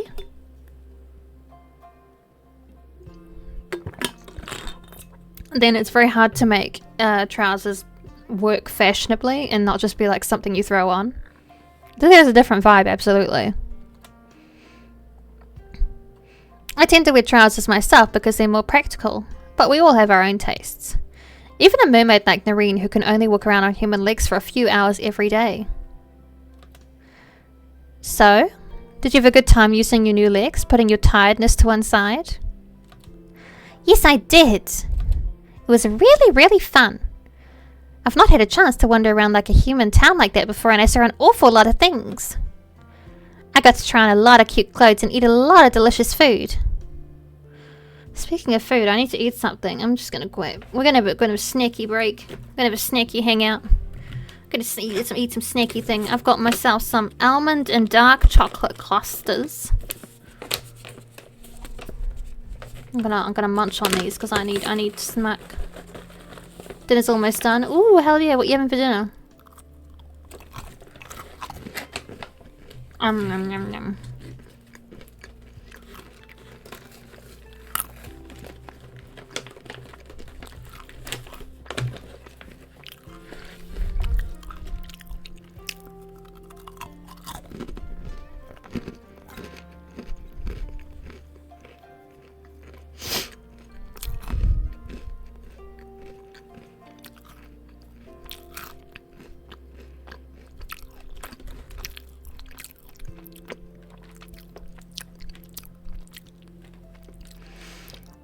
Two chicken boobs over rice with sazon. Sazon. Sazon. Sazon.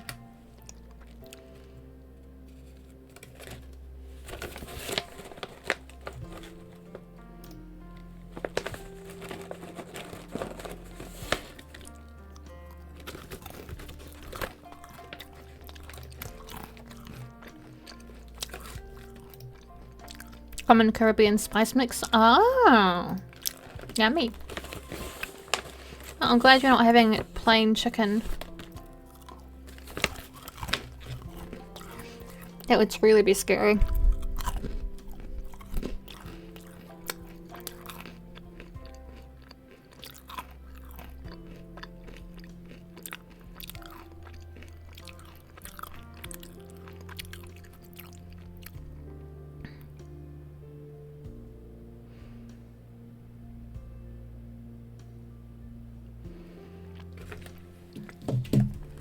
Cheap and easy to put on rice and beans and such. Oh, nice, nice. I miss rice. Every day I think about her and I'm like, man, why did she try and... Why does she want to hurt me?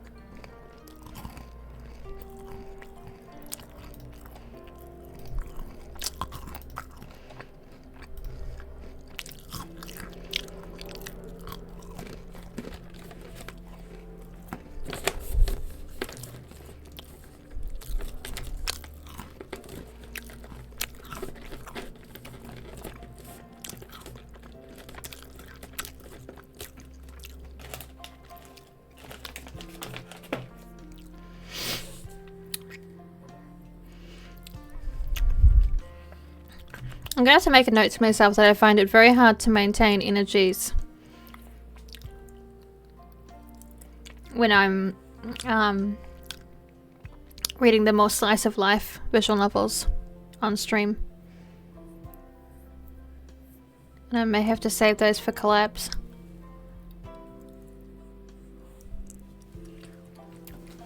Reading just hard in general. Yeah, but I seem to do better when like there's excitement and tension. Like of like the vampire one. That one I seem to do okay in.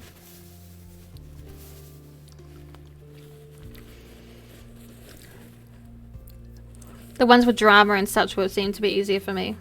I'm also coming back from a break, I guess. I sound a bit rusty, probably.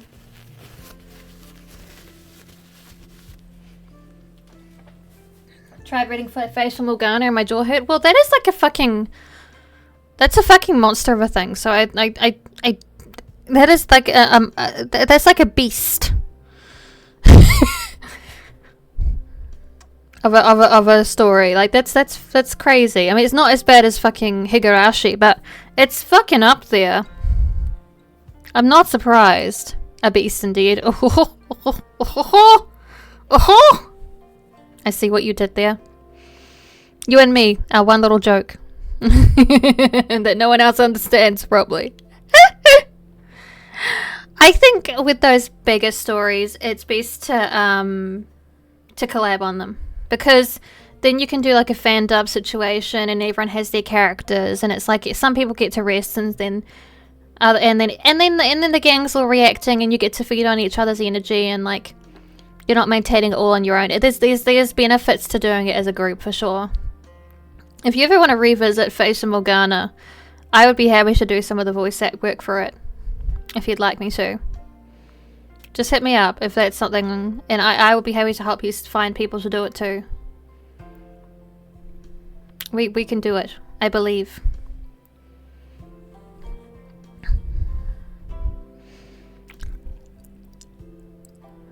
Note that down. Yeah. There's a few characters in that I think I would have a lot of fun with. And I'll be happy to help you link up with people who could do it too, if you're worried about not knowing anyone. Because I know some of us, it's hard to find people to do things. It's the way of the world.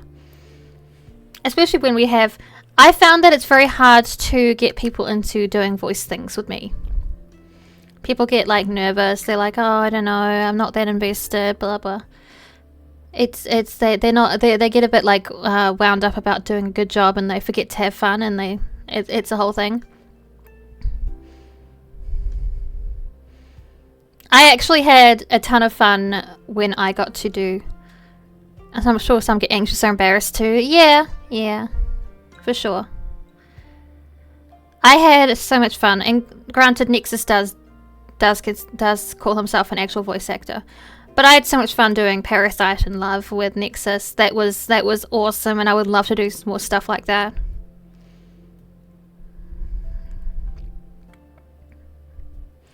Psst! Check out the YouTube channel for the VOD for that one. It was awesome. It was so fucking good.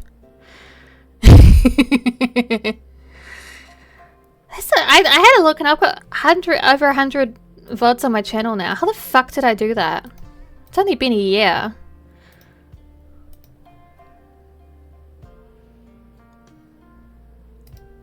How many videos do I fucking have on my channel?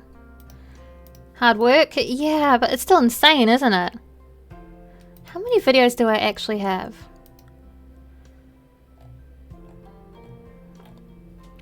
Then a lot of my video VODs aren't bangers, and that's just because not a lot of people know me through my YouTube channel.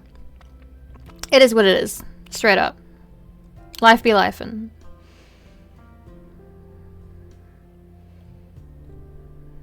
Man. What the fuck? I might be a bit insane. I might. Yeah, I might. Yeah. Yeah, I did the Parasite in Love with Nexus. It was awesome. He was the parasite, I was the human. It was so cool. Almost one every 3 days. That's pretty accurate to how often I stream, really, if you think about it. 1 every 3 days. I usually stream like 2 or 3 times a week, so that's not that far off.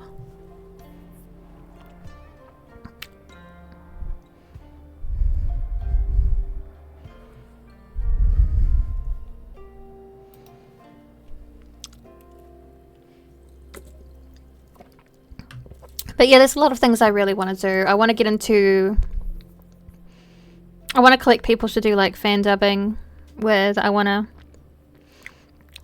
to do fan dubbing of visual novels with people. I think that would be a lot of fun as collabs. Yeah, I would really enjoy doing that kind of thing more, I think. I need to harangue people about collabs more. But I don't...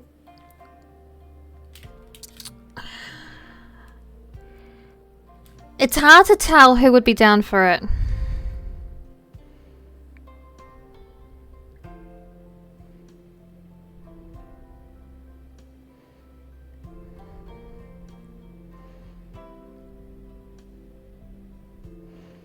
Collabs at awesome timing is everything though. That's so true.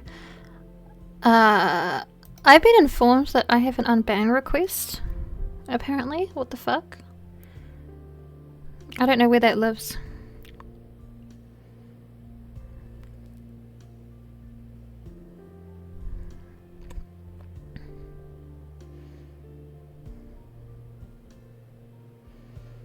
I'll have to look into that later.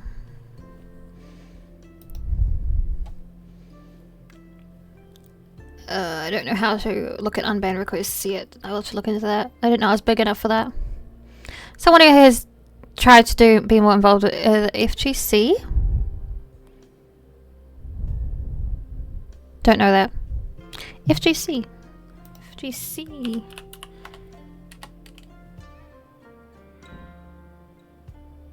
No, I don't think you're talking about the NZ Food and Grocery Council. Fighting Game Community. That sounds about more right.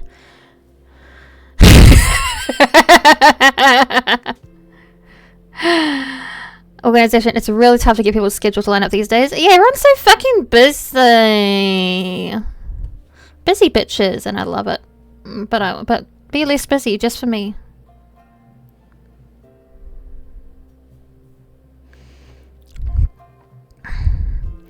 I got to try on a lot of cute clothes and eat a lot of delicious food. But that's not the best part about today. It's not? No. The best part was getting to spend time with somebody who's special to me. Somebody I care about. So thank you, Asuka, for making my selfish wish come true. You have no idea how much today meant to me. Bro, that's kinda gay. Is that mountain and gear supposed to be there? Bottom left.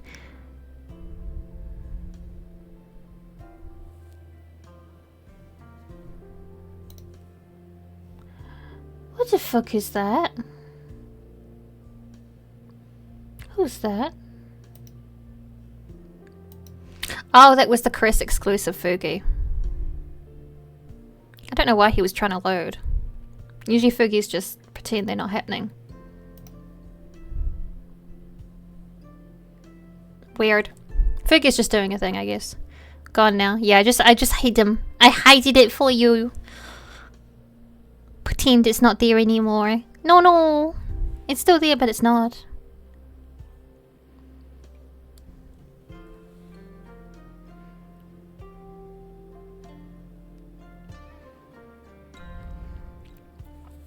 I feel a blush spreading across my cheeks, and abashedly I glanced to one side.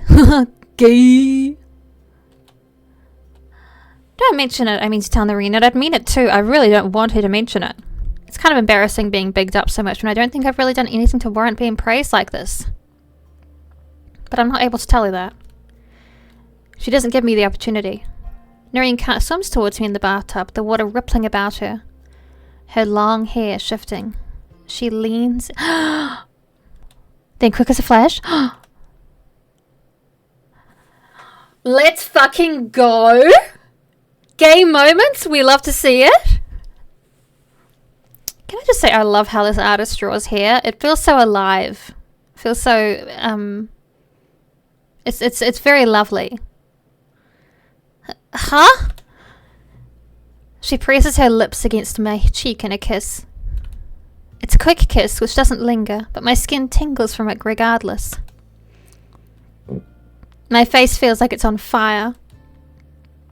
What's going on here?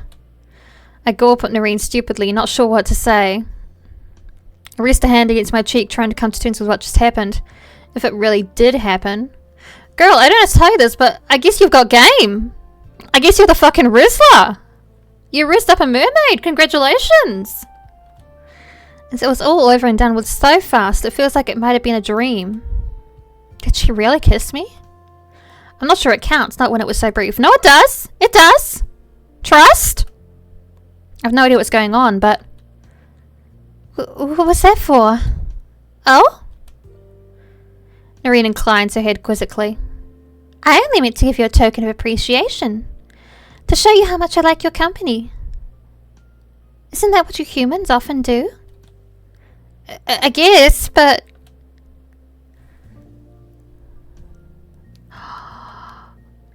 Ooh. This is interesting. Hang on.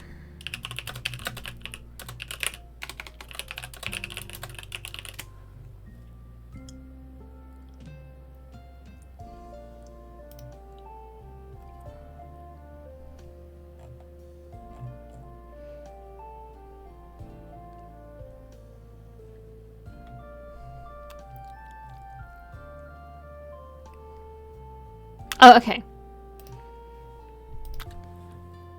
It does seem like a path split now that I think about it. I was overthinking it. I guess it's fine. I frown. Noreen sounds so put out, I'm starting to feel guilty. I'm sure Noreen just wanted to express how much she cares about me. She didn't have any ulterior motives. I'm the one being weird about this, turning it into some big scandal thing when it isn't. That kiss was wholly innocent. Does it make me the weirdo for reading into it too much? I don't know. But I do know that I don't like seeing Noreen looking so sad. Girl, you're not a weirdo, you're just gay. Gotta try a bit harder than that to be a freak. Being gay doesn't make you a freak, I should know. I'm gay and a freak. They're not mutually tied. Trust. They don't always hang out together, depending on the person.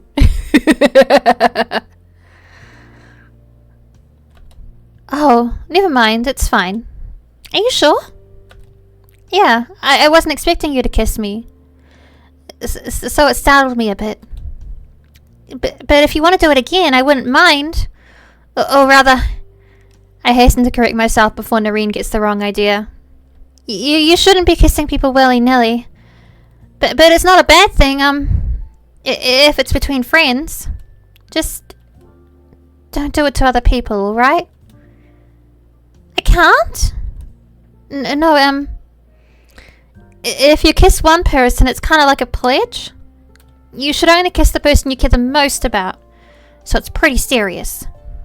This is so teenage girl way to say it. This is very good writing for a little weird teenage girl who doesn't know she's gay. I'm not gonna lie. This is a very good writing style. Some people get... Oh, Italians just like that! Oh no, the Italians! I don't know if I have any Italian viewers. Italian viewers, put your hands up. I'm curious about how multicultural my chat is. That would be interesting to know.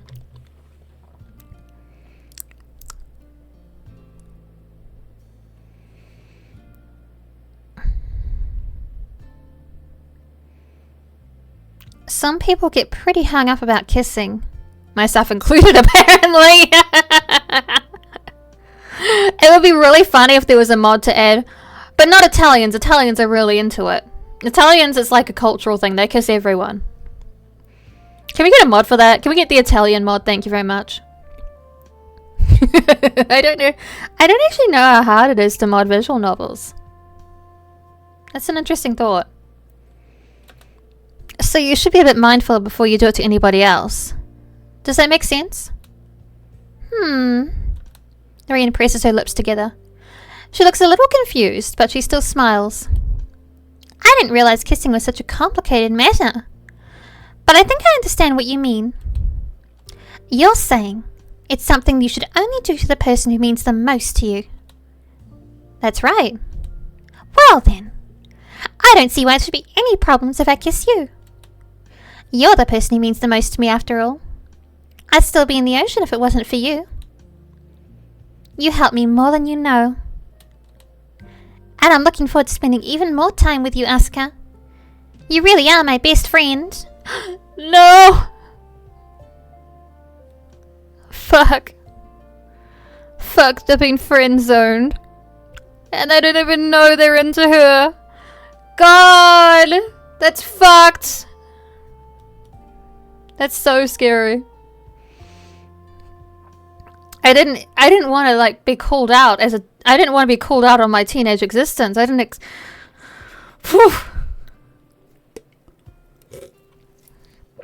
So, teen baby Stella was not aware she was a lesbian until like very late in high school. Very late in high school. I didn't figure it out until very late in high school. I said I was bisexual for a bit.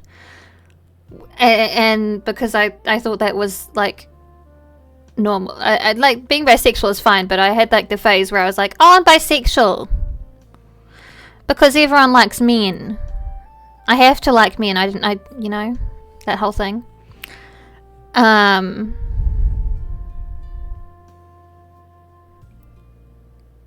I had funny feelings in my tummy about a few of my friends, and I didn't know what to do about it.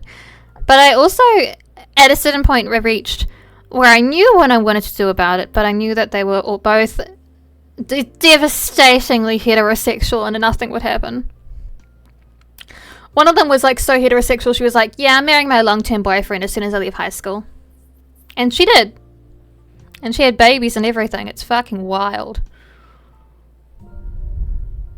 The other one was a horse girl, so you know, that was a whole different thing that made it very heterosexual of her. Good for her, hopefully. Yeah, it was actually, she's one of the 1% of people who marry straight out of high school that it actually works out for them.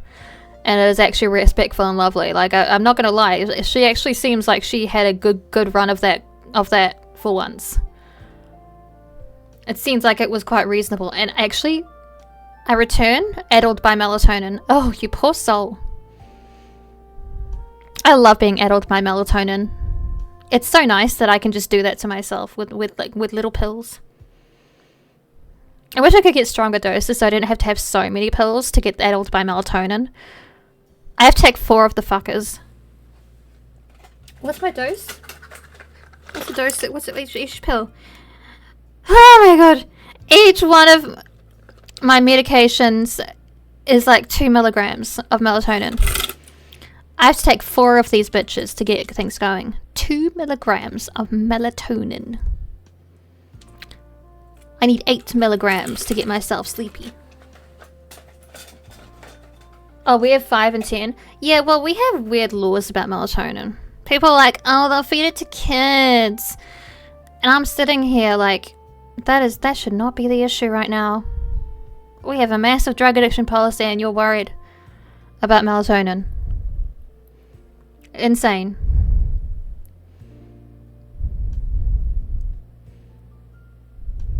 It's melatonin, who cares? The New Zealand government cares, apparently. Well, I don't know if the New Zealand government cares or if the New Zealand doctors care. I think it's a combination deal.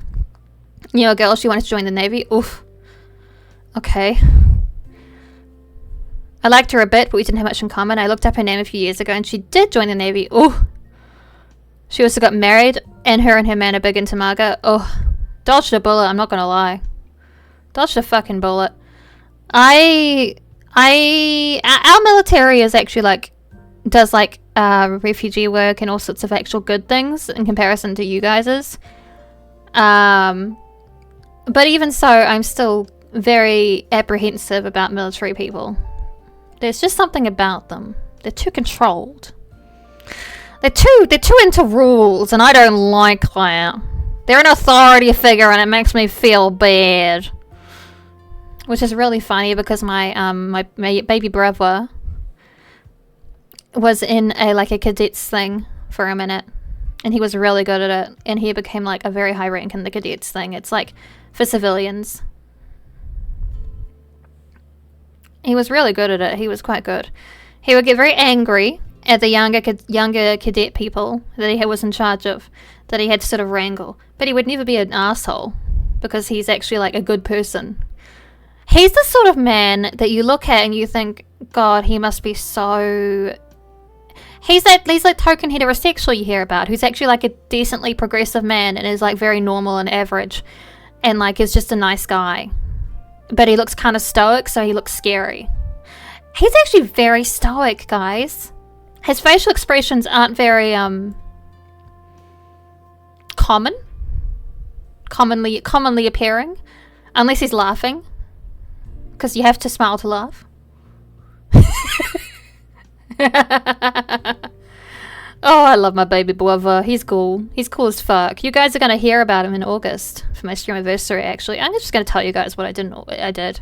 We played a game together, and he's got a little character design, and we recorded us playing a game together, and it's so fun.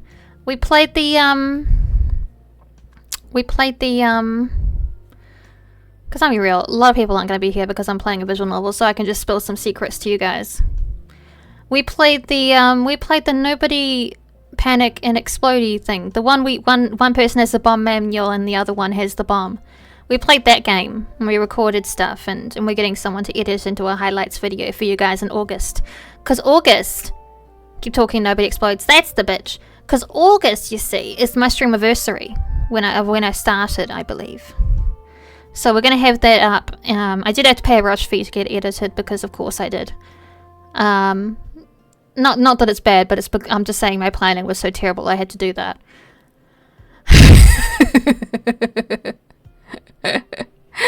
But he had a lot of fun, actually. He had a lot of fun. He was quietly happy afterwards, in that stoic man way where he's just like he's very flat. His face is just like very like average, and like you can't tell, but his energy is like, oh, fluffy, you know. It's very funny when people are scared of him. I'm like, that guy? Him?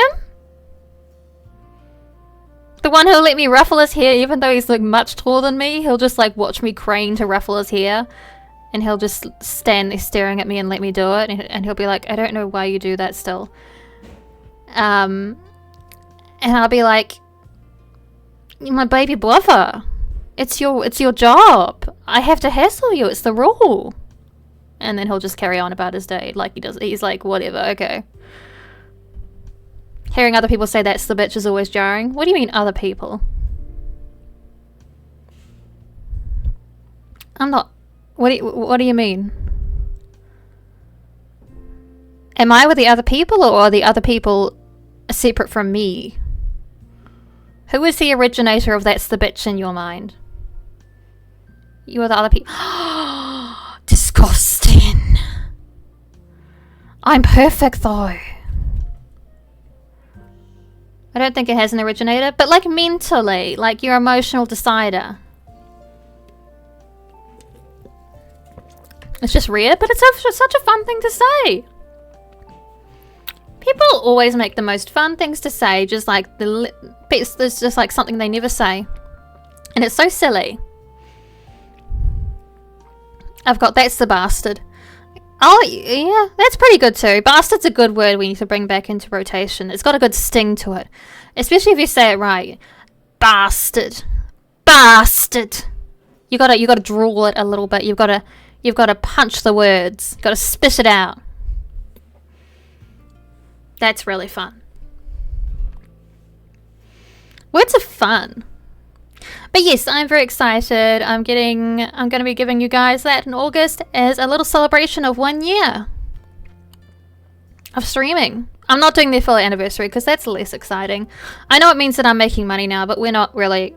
It's the start of the journey is more exciting than halfway through the journey when someone acknowledges you. You know.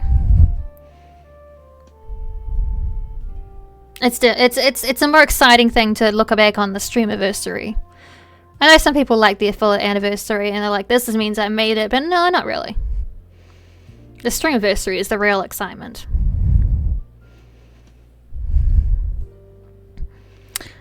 I'm looking forward to spending even more time with you, Asuka. You really are my best friend. Fade to black. She friend-zoned me, bubs. Later that night. I forgot about the sunfish plushie! Oh my god, I forgot about the sunfish! Fuck, how could I? I love him so much. Getting affiliate was just me gaming the system because it counted every device I was watching the stream on. That's so fucking cool. That does work. It's a cute plush. It is, it's so fucking cool, isn't it? I forgot that she had this. This massive plushie that she talked to. I love it so much. What in the world was all that about? I lie on my side in bed, my arms wound around Tayo. That's right, she named it. As she should. My hair a little damp from my bath. It wasn't that long ago that Noreen pressed her lips against my cheek. She kissed me. It was a fleeting kiss, sure, and it didn't linger. It's not like she meshed our mouths together. But despite that, I'm still blushing. Try though I might, I can't get that kiss out of my head. It feels like Noreen has wormed her way inside my brain, beneath my skin. When I close my eyes, my arm wound tight about Tayo. I see her in the tub, her coral pink tail flicking back and forth in the water. Her long blonde hair tumbling wetly around her shoulders. It was a quick kiss, but that doesn't matter. It was still my first. Doesn't that make it significant? Wasn't looking directly, so out the corner of my eye I thought she was just licking her cheek like a cat. That's also a kiss. Holy shit, Raiders! Is my rating not popping off? My rating isn't popping off and I'm sad now. What the fuck? Hi, Gadrian! How you doing? What is up? What is up?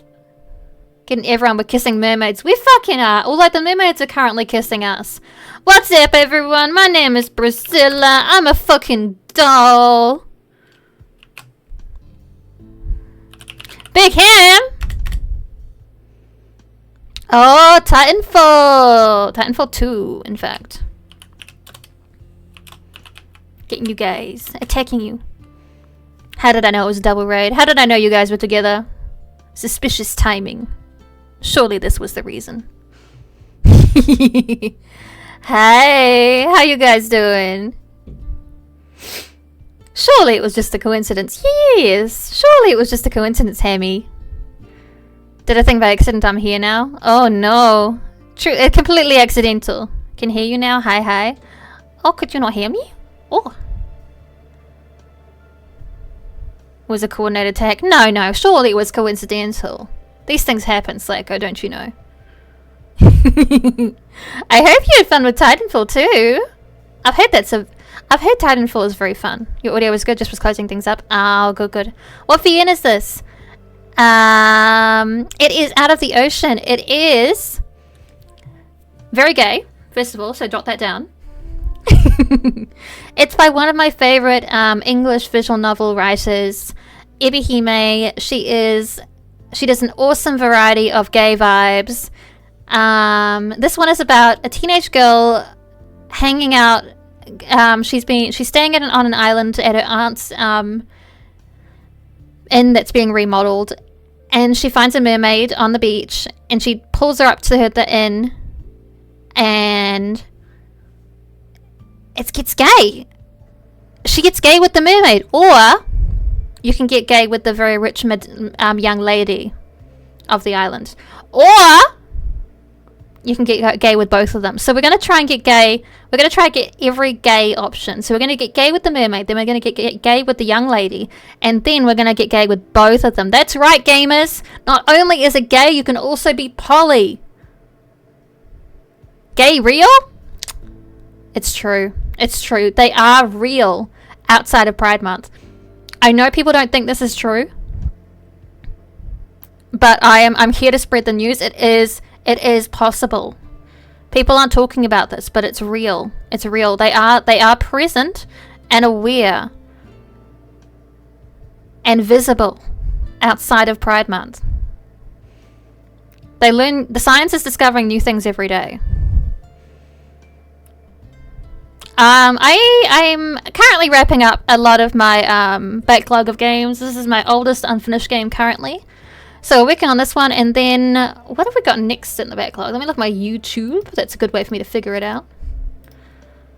Because I'm currently running a lot of games right now, and that is not good for the mental, as you can imagine. Menage a Gay, yes.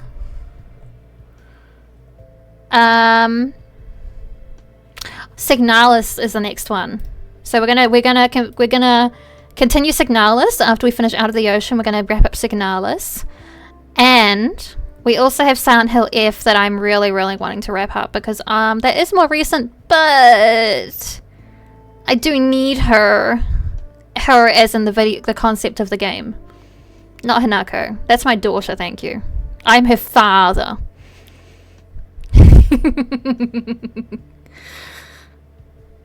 You may be wondering, Priscilla, are you not her mother? No, I'm her father. I am in fact her father. That is how it works. Well, thank you for bringing your peoples along, Adrian and Ham. I appreciate it lots. Very different vibe, I'm sure, but trust me, we're not that calm when we get silly with it too. Don't you worry. Don't you worry. The energies are going to be a bit weird over here too. Don't worry about it. The mermaid has just given a little kiss to our protagonist on the cheek. And she is having a gay panic about it while hugging her giant sunfish plushie, which is just so fucking awesome. I love her giant sunfish plushie so much. It's the best thing in the world. I'm gonna head out, but have a good stream. Okay, Adrian, have a good rest. Have good post-stream times. I'm gonna just look at something. Hang on.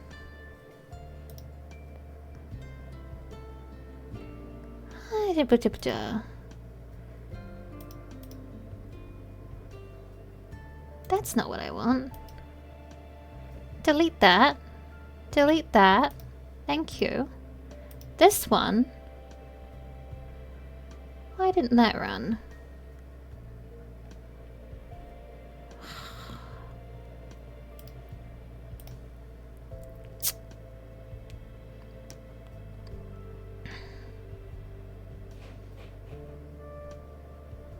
Very weird.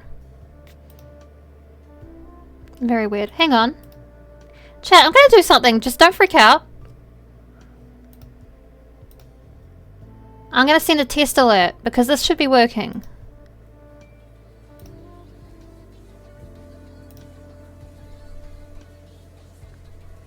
Why didn't that... Did that pop up?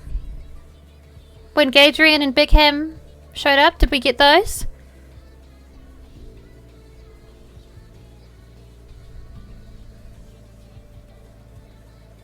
Did that happen?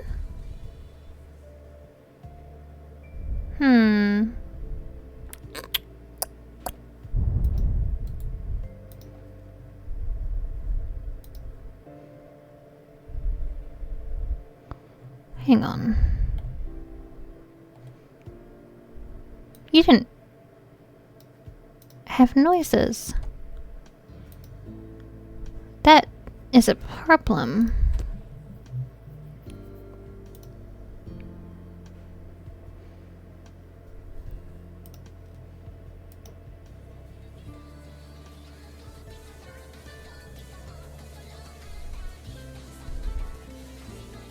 Now there is noise. Did that pop up for Gadrian and Ham?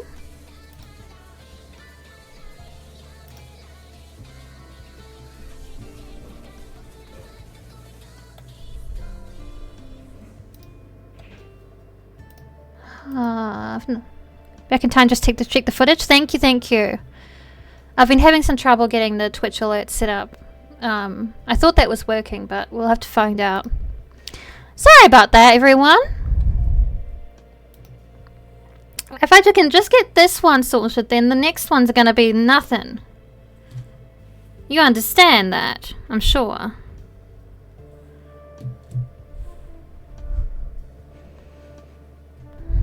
But yeah, she is having gay panic about a cute mermaid woman. Just giving a smooch on the cheek. Oh! Hi, Zach. Oh, by the way, sorry, Zach. Hi, Needle. It didn't pop? Oh, what the fuck?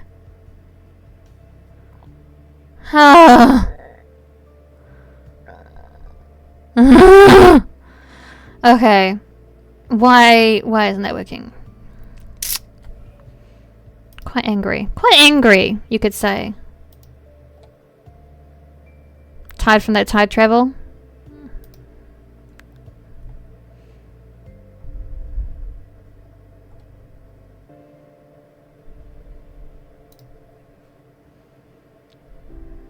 Time travel is probably tiring, I get that. So, well, why does that work? What? Why have you got a pop-up for that? Huh?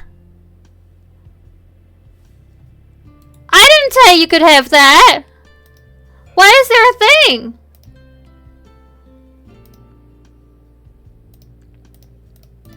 Oh my god, it has turned on everything.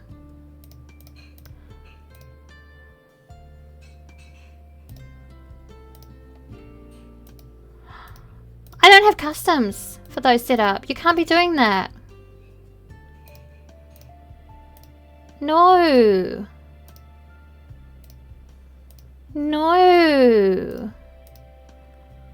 No. What? Maybe the two reds happened and so close confused the computer. Maybe. We'll only know if someone else raids. Poor Scylla. Yeah, poor me. I suffer. So what I'm trying to do, right, is I'm trying to do it directly through Twitch alerts. And then I put the source code into OBS, obviously.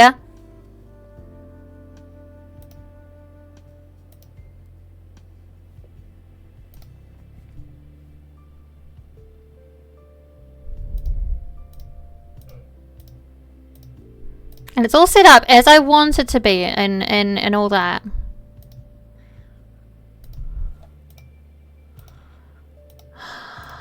But looking for guides for this is quite difficult because they're all like, so, open up Stream Elements. I'm not using Stream Elements. I'm just using the inbuilt Twitch alert system.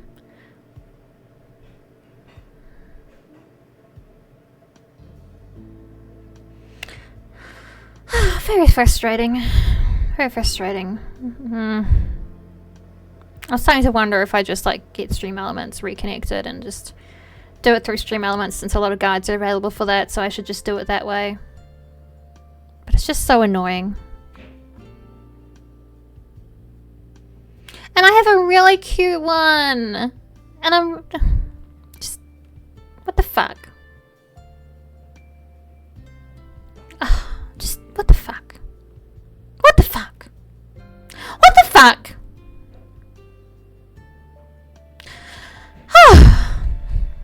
Very angry Scylla day.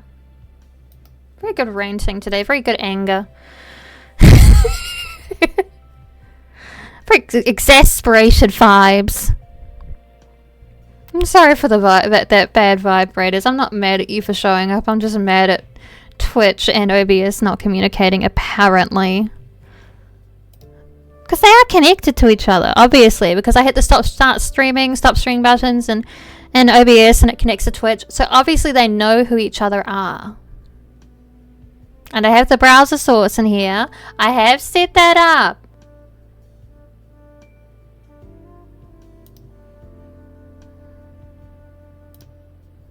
There's no reason for it to be, to not know it there. Don't get it. I might have to just do it through Stream Elements because no one seems to know what the problem is.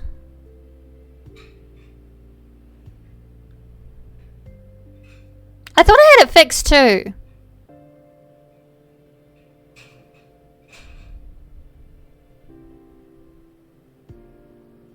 I really thought I did.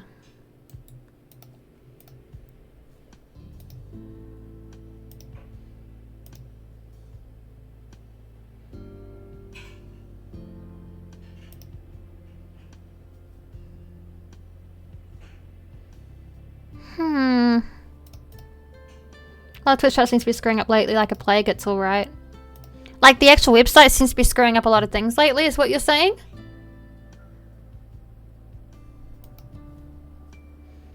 The actual website Twitch is like fucking up a lot of things like... Oh! So it's not me! I'm not the problem! I love when that happens. That always makes me feel better.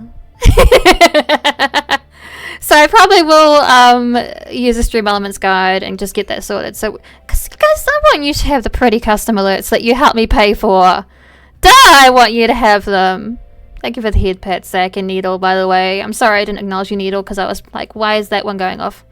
Speeds up all the time, sometimes I just disobey. It's like a power outage. It's rude, though, because you guys helped pay for those. You guys helped pay for those. You should be able to see them.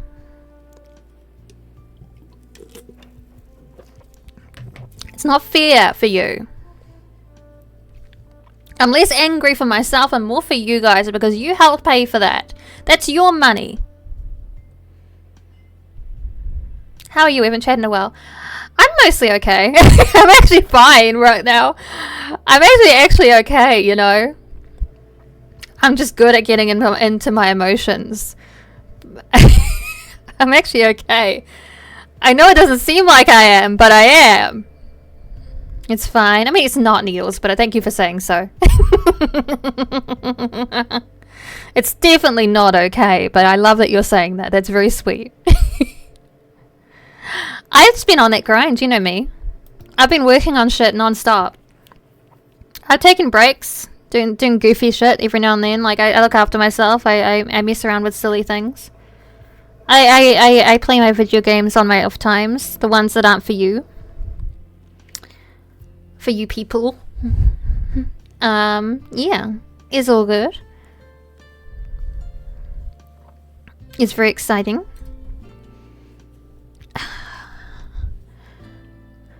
I don't know if it had much meaning to Noreen. I can't have done if she dispensed it so easily, but to me it was a big deal. It was a very big deal indeed. How am I supposed to go to sleep now? You'll figure it out. I spent the rest of the weekend in a haze, thanks in part to that kiss Noreen gave me. I can feel the phantom memory of her kiss tingling on my cheek as I go about my day. I think about it as I eat breakfast in the living room, as I wash the dishes, and as I try to focus on my schoolwork. I still feel a little out of it come Monday morning even, when Misuzu arrives to walk me to school. She notices how distant I am in an instant, and she looks concerned. She asks me if I'm alright, which is hard to answer. I'm not sure if I am alright, really, not when my mind is so full of thoughts about Noreen. No, you're fine, you're just gay. You're okay, baby girl. But I try to gloss things over. I tell Misuzu I'm fine, in part because I don't want her fussing about me, but also because I don't want to relay what happened to her. I don't know why, but I'd rather not tell her about that kiss Noreen gave me in the bathroom. It feels too private. I think Misuzu knows I'm holding out on her, but she doesn't seem to bear a grudge. She's still her usual good-natured self, and during home ec class she even asks if I want to pair up with her. This is very fortunate for me because I'm not the best at cooking. Or baking, rather, since we're supposed to be making cookies today. I'm not awful at least. My colouring skills are nowhere near as bad as Noreen's. But I always struggle with weighing out ingredients, and I tend to misjudge my timings. My kitchen skills are decidedly mediocre. So much so that I can't imagine my other classmates would want to work with me. I've been at Misaki High for over a week now, and my status as a new girl has begun to fade a little. My classmates made a bit of an effort to talk to me during the first few days after I transferred, but they mostly seemed to see me as a curiosity. I don't think they really cared about me all that much. Most of the questions they asked me were about Tokyo, not my own interests or hobbies. I was asked about the size of my school and how many classmates I had, and whether I went to karaoke or on fun school shopping trips a tiring amount of times. I've answered the same questions at least a dozen times now, though, and my classmates have gotten bored.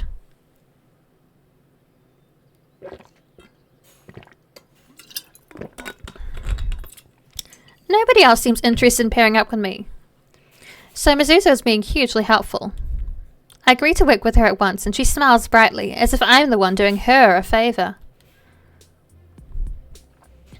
Thank you, Asuka. I never used to like home ec all that much because it was hard to find a partner. Oh, that's right, her classmates are weird about her. So having you around is very reassuring. I could say the same thing about you. I'm not exactly Miss Popular either. In fact, the rest of our classmates mostly seem to be avoiding me now. Yes, I hadn't noticed that. I wonder if it is because you've been spending so much time with me. I'm afraid I might be deterring them. I hope you do not mind. Of course not. If you hadn't spoken to me back on the beach, I think I'd be completely on my own right now. I've always found it hard to make the first move. So I'm really grateful. I kind of feel like I owe you, actually. I'm glad I was able to help you then. Though you've no need to feel indebted towards me. I am happy enough spending time with you. And you've done plenty for me already. I am very grateful you let me wander around the inn. It means a lot to me. And it means a lot to me that you've been so helpful with the whole Noreen thing. It was nice of you going out of your way to take us on a shopping trip over the weekend. Even if all the shops Mizuzu favoured were way out of my budget. So I guess we're even. Yeah, I guess so. My apologies, Asuka, if I was being a bit too serious, especially for a Monday morning. I only wish to tell you how much I appreciate you. But I would do better to express that with actions as opposed to words. I imagine thanking you so effusively can get rather cloying. And in any case, we have cookies to bake. Oh no. I won't let her ruin our mermaid route. Don't you worry about it. Mizuzu, you must wait. I will come for you soon, don't you worry. But Noreen is first and foremost. Let us get our aprons on. So I read that line and thought she would lean in right there and... Oh my gosh! I don't think she's that bold. I think she's more the type to hold up a book to block everyone, to block your faces from people's vision and then sneak a smooch. Like that. But she needed actions, not words. It's the perfect time to smooch. It is! The lead-in is really good. I think she's just taking her time. She's a patient woman.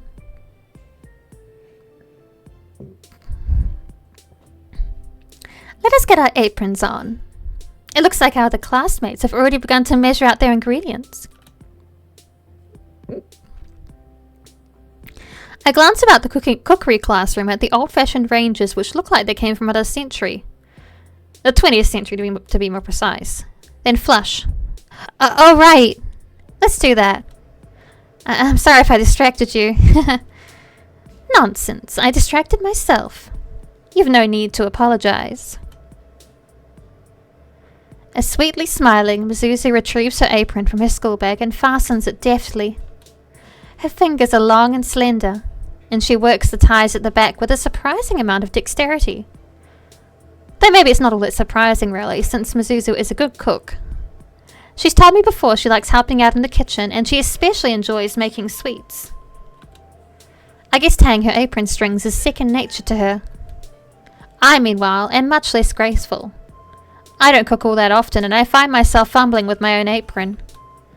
It's tricky reaching behind my back, and I can't seem to get the strings tied no matter what I do. I fiddle for a few moments until Mizuzu takes pity on me. She inclines her head, then says, "May I?" I let my arms fall to my sides, abashed as I mumble. Go right ahead. And that's exactly what Mizuzu does. She finishes tying my apron up for me, her fingers skimming the small of my back. Not deliberately, I think. It's hard to tie an apron, I guess, without touching the other person, especially when it sits so close to your body. Mercifully, Mizuzu is efficient, and it doesn't take long before the apron is tied. She takes a step back, her dark hair fluttering, then examines her handiwork with a small smile. That's not half bad. You look just like a little housewife, Asuka. I pick at my apron. It's one of Aunt Shoko's. Shyly, my head bowed. Do you really think so? Yes. You're very cute. It's domestic. But that's enough flirting for now. Flirting? Was Mizuzu really flirting with me? Yes. She was asking you to be your... She was like flirting at the implication that you could be her stay-at-home wifey. That she would go out and earn the money and you could stay home and take care of the house. That was the implications. Madam. She's rich too. Yeah, she could keep you. You could be a very happy kept woman if you liked it. There's no way. Surely she must be teasing me. Is she flirting with me? Yes. Let's get on with it. We've used up a lot of time already, and these cookies need at least 20 minutes in the oven. I'm planning to cook more now that I don't have a job. I should probably wear the apron I got a while ago. Oh, nice. Then you can wear it. I'll get some use out of it. That'll be fun. It's always nice when things get used. It'll be such a shame if we didn't finish them. And I'm sure Miss Kionji would love to try your baking. Oh yeah, I'm sure. She isn't the only one though. I mean... I'm sure Noreen will love your cookies too. I think Noreen would love to try your cookies too. She has a real sweet mouth. Is it just me, or does my laughter sound kind of awkward? I was trying to lighten the mood, but I'm starting to think about that kiss Noreen and I shared again. Doesn't seem to matter what I do. I can't erase Noreen from my mind. I feel my face starting to flush while Mizuzu looks at me curiously. She blinks her brow furrowed as she says, Asuka? Is something wrong? Am I really that easy to read? Don't answer that. I'm not answering it. I'm not answering it. We don't need to answer it. We know. I'm afraid my every single feeling must be showing on my face plain as day. Yep. Hell, I'm so transparent. I'm starting to worry Mizuzu can peek past my face and onto all my thoughts. Priscilla is anything but not easy. Asuka, you're as easy to read as green eggs and ham. Yep. Actually, that can be quite difficult when you're still learning your words. But as a grown adult who knows my words, I can read it very well.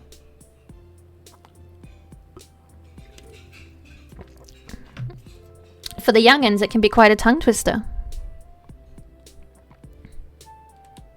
There's no way she could know about that kiss between Noreen and I. But I found myself glancing away regardless. Abashed, I scratched my cheek, then mumble. It's nothing really. Don't mind me. It doesn't matter. Are you sure? It looks like something is weighing on you. Tongue twister, segue back to Yuri. Ayo. So we're in Yuri. This is a Yuri visual novel. What do you mean back to Yuri? This is Yuri. We never left.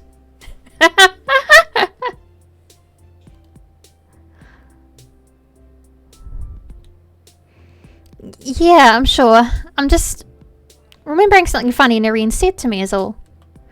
But never mind her. I declare, like I wasn't the one who brought Noreen up in the first place. Why am I such a dummy? She isn't here right now. It's just me and you. So, let's do this? Hold up my right hand, my fingers curled in a fist. I'm not sure if Mizuzu will recognize the gesture for what it is. She might be a little too refined for it. But, oh, I see. It only takes Mizuzu a second before she realizes what she's supposed to do. She curls the fingers of her own right hand into a fist which mirrors mine. Then gently she bumps our fists together, our knuckles brushing. Together, I'm sure we can make some truly delicious cookies for Miss Kionji. And for Noreen too. It's sad that she can't come to school owing to her limitations. So, we need to make sure these cookies are especially delicious to make up for it. Let's both do our best. Fist bump your girlies. But make sure to make it explode though, you need that. You do! You need to go... It's required. The sound effects are really important. Especially with the explosion. You can do a fist bump without noises. But when you do the explosion, you gotta make noises. You gotta do... You know? Fist girlies? I mean, if you want to. I think I could be worried. That's a lot of bigness in the poor girl. It concerns me. But yes, when you fist bump someone, you need to some sort of explosion noise. You can't not do the explosion noise. You can't do the explosion gesture without the noise. Straight up. It doesn't work. It doesn't work. Otherwise, you just look like you're doing... You guys can't see what the fuck I'm doing. Why am I trying to gesture with my hands to show you what I mean? Oh my god. So this is why I need a 3D model for moments like this. One day, maybe. We all did it, trust me. Thank you so much. I'm sure you saw... Sorry, silly. You cannot use your hands. Yeah. Not yet. One of these days I would like to have a 3D model. It would be nice. It would be nice to, like, move myself around and all that. That'd be fun. Let's both do our best.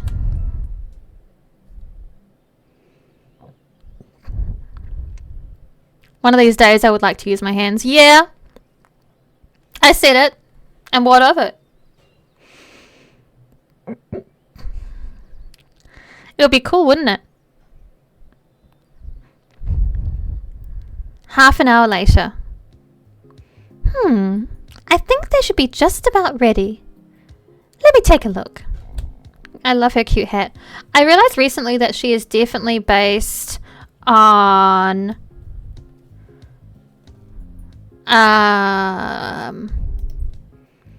the gay best friend from Cardcaptor Sakura, who was like clearly deeply in love with Sakura the whole time.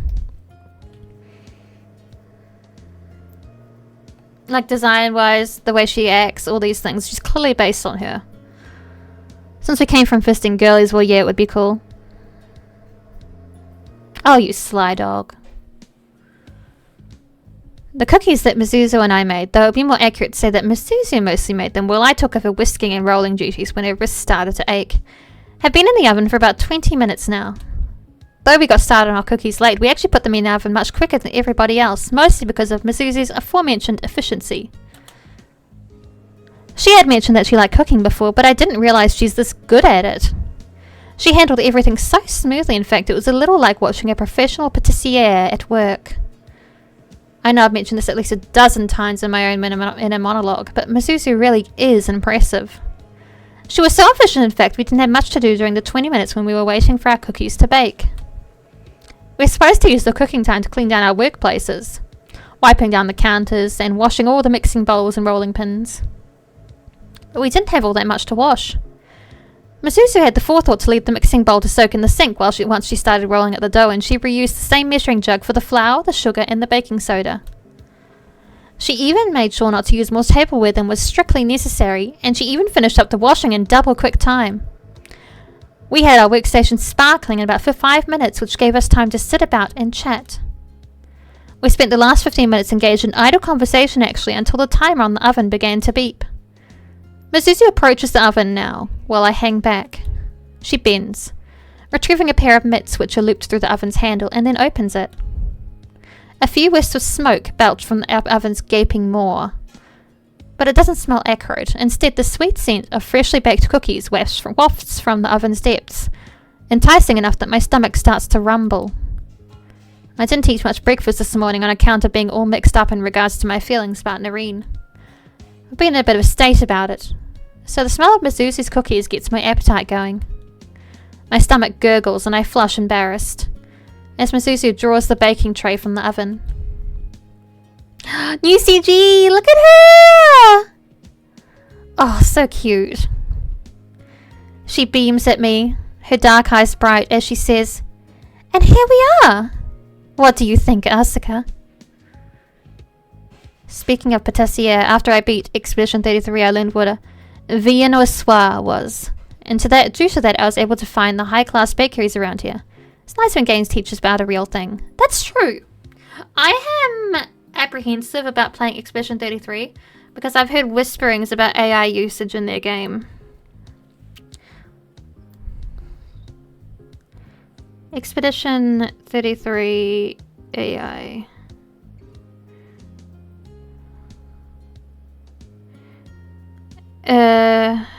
Briefly used to generate AI for early placeholder sketch textures.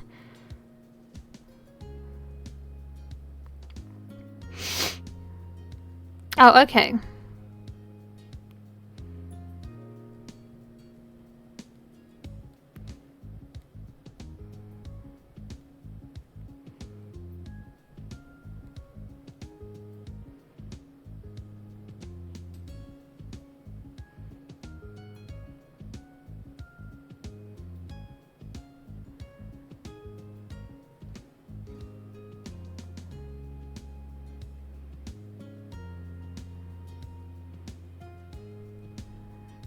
Okay, so I could play Expedition 33. They seem to remove the AI.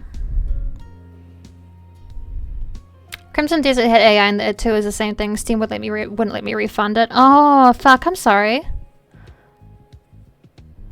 Oh, the little grid cookies. Yeah, I've never heard of. I don't actually know what those kinds of cookies are called. What are they? Grid cookie.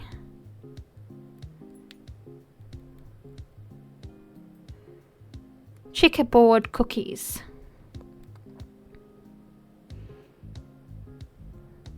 Sweet vanilla and chocolate.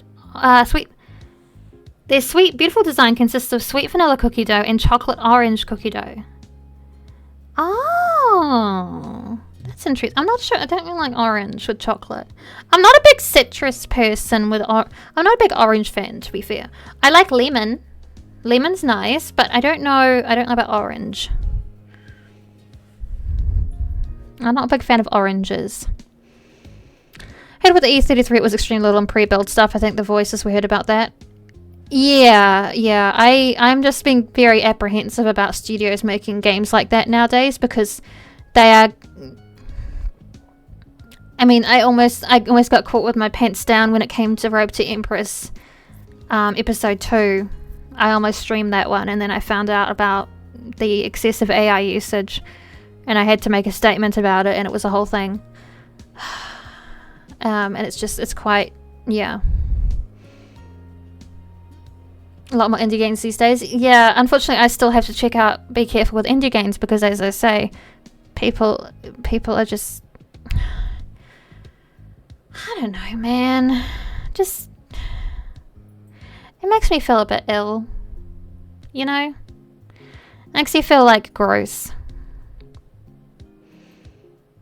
The problem with AI, regardless of the water usage, it's that it is directly stealing from artists that are never compensated for their work. Like, there's trained of other artists and they're never, like, compensated for their work. The people who are stolen from. That's the real problem. Sorry, I've got a lozenge in my mouth now. Derivative, boring, and stolen. Yes. And that is just so annoying. it's just so annoying and frustrating, and it makes me ill, quite frankly. And I want to say, Eva Ihime, I follow her on her personal social media account on Blue Sky, as well as the business one. And she is always, like, sometimes she'll make posts talking about how she's struggling to find artists for specific works she's written and stuff like that. She never turns to AI for the art that she needs made. Never. And she is in no way made of money. Quite frankly, almost all of her money goes back into her work. And it's just like, look, she doesn't get consistent sales on her games ever. Her Yuri games sell better, but that's still not very consistent. And she makes games that are problematic, hashtag problematic as well. Like, there's a lot of hashtag problematic topics in her stories and things that give people the ick.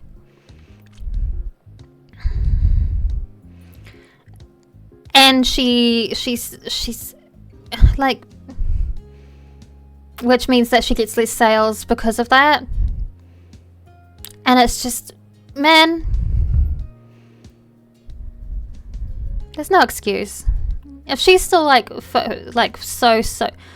so going to like stick with real artists when she struggles to find artists sometimes projects and doesn't have the like billions of dollars to spend on them, then I see no excuse. You know? And I was a little obsessed with oranges and ate so many. I turned to orange. I heard that you can do that. That's so funny. I'm imagining a little orange noodles hobbling around. Like one of those, there's one of those Japanese character suits that just looks like an orange. That'd be so funny. I was at a restaurant I felt kind of neutral about, and I saw some ads posted on the walls with AI art, and now I don't want to go back. Real! It just feels like they're showing their ass and saying, hey, I actually don't give a shit about this. I actually don't care to put effort into this. That's what they're saying to us by doing that. And it's embarrassing. And I have to say, the pre-build asset stuff, using AI for that doesn't feel right either. There's a game, I can't remember what it was called, but it's about being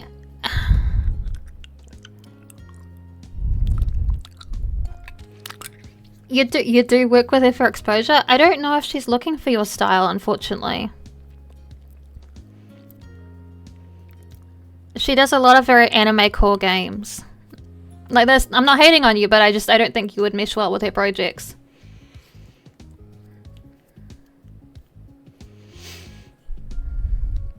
And she also seems like the type of woman who wants to pay people like me. She seems that sort of woman who's like, no, I have to pay you. I have to pay you something. A livable wage. I know what it's like out here. She seems like that kind of bitch, and I love it.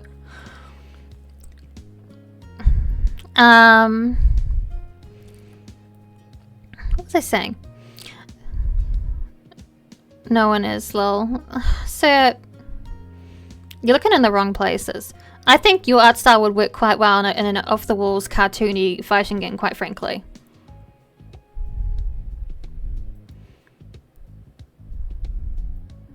Like a 2D one. That sort of thing would work well for you.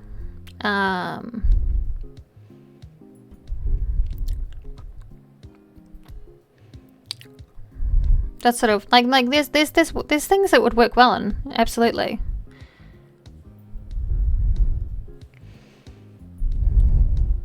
I look at the baking tray in Mizuzu's oven mitted hands, my face flushing.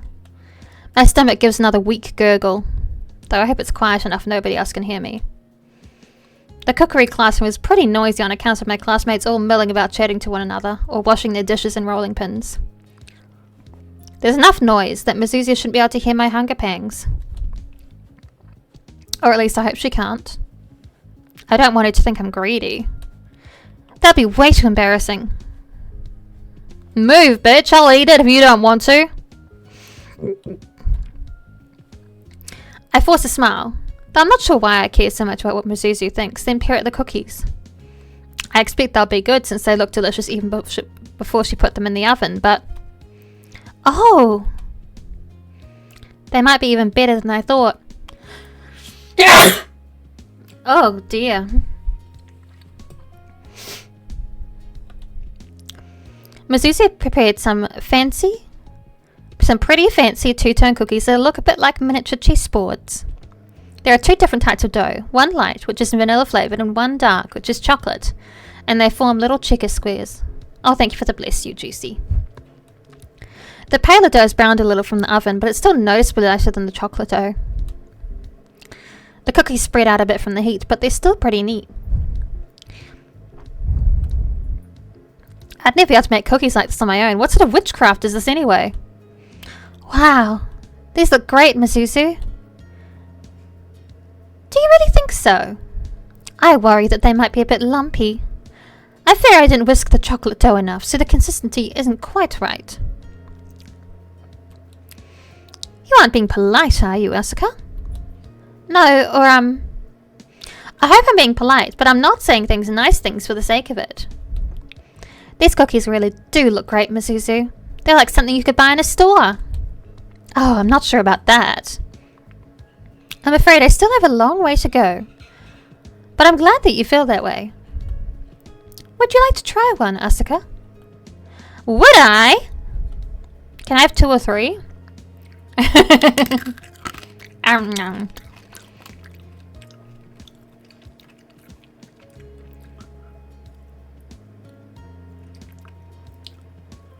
Oh, crunching down the lozenge because it's done its job.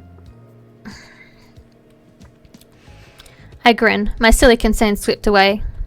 I don't feel self-conscious about my rumbling tummy now. Why should I? I know Mizuzu would never judge me as I take a step forwards.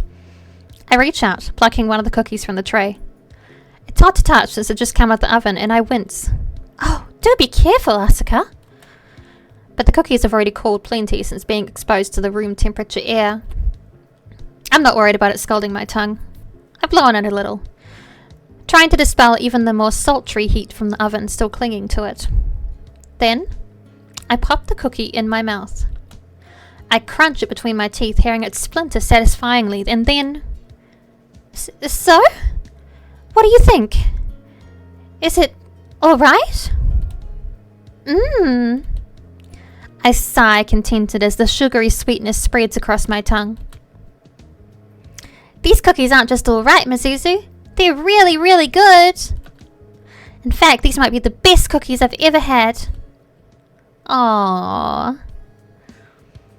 Oh! I think these might be the best cookies I've ever had. Oh, they're so funny. As the sugary sweetness spreads across my tongue. Yes, bitch. They're so yummy I could eat 100 of them. Oh no, 1,000 of them. Nom nom nom nom. She's just like me for real. Could you now? I returned home from school and the first thing I did after getting back was pay a visit to Noreen in the bathroom. Though I guess I did kick my shoes off after I got inside. That's an important detail that bears mentioning. I might have been in a hurry. I've been feeling a bit bad about abandoning Noreen in the bathtub all day, but I'd never wander around the inn with my shoes on. That would be incredibly disrespectful. My aunt's been working tirelessly to renovate the sakuraso, so she hardly needs me trailing muddy footprints everywhere. My parents might not have spent much time with me when I was a kid, but they at least raised me better than that. Ahem. What about you guys? Are you a shoes that are okay indoors sort of person? I'm not. I don't like to wander around the house with shoes on. I'll put them on and then I'll leave my room and go outside to do things. But I don't like hang out with shoes on in the house. It feels wrong. It's icky. Can afford shoes? Yeah. Zach, do you not wear shoes? My floors are all tile and wood panels, so I do wear shoes. Sometimes, slippers other times, but if I had carpet, absolutely not. Oh, you know what, that makes sense. My feet are too big for shoes. Oh, no, that's different to yeah, my older brother, not my older brother, my baby brother has like monster feet too, and it's really hard to find shoes. Like, yeah, that's rough. That's rough, buddy.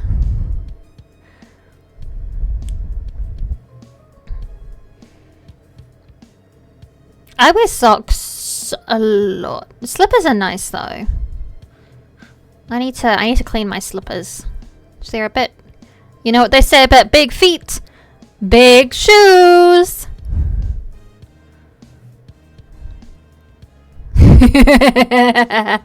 Yep. And big shoes are more expensive, especially like given the fact that like a lot of shoes are built for narrow feet, right? So if you have wide feet as well as big feet, you're really fucked. Did you know that, guys? Have you noticed that?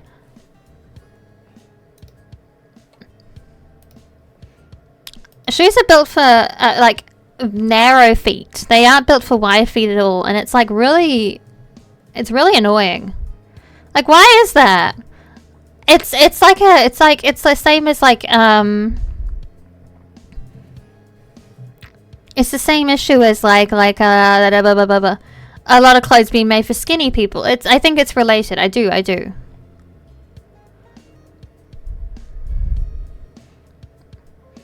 Super annoying. Wide footer here. Yeah, wide foot is a common family trait. I was granted the beautiful fact of that I have tiny cute little feet, and I can buy kids shoes sometimes. But we do have wide-feeted people in the family, and it's a struggle, for sure. Also, you have a massive cock. Yeah. You're among kinfolk in that regard, Zach, my boy. I also have a massive cock.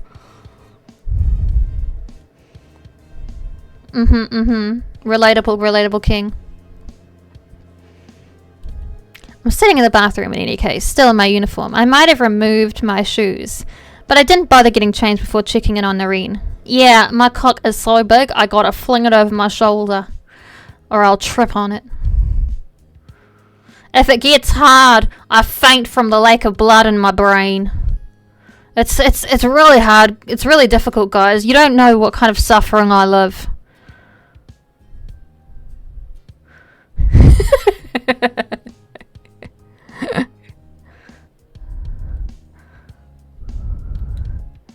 I'm perched on the edge of the tub, dangling my bare feet into the water as I observe Noreen.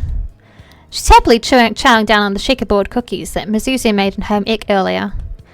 Mizuzu handed me a small bag of the cookies once we'd finished in the cookery classroom, tied at the top with a length of ribbon. She told me to take the cookies back to share with my aunt.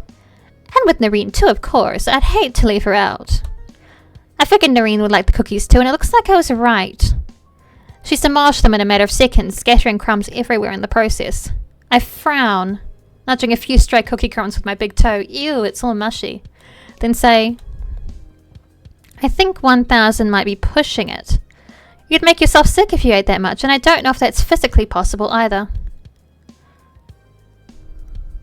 Truly role models for us all. Yeah, I'm really standing up here, being a representative for all people with giant cocks, and talking about the problems that we face. It's important to see yourself represented in culture, you know? Also have a massive cock, hold Stardew Valley chicken.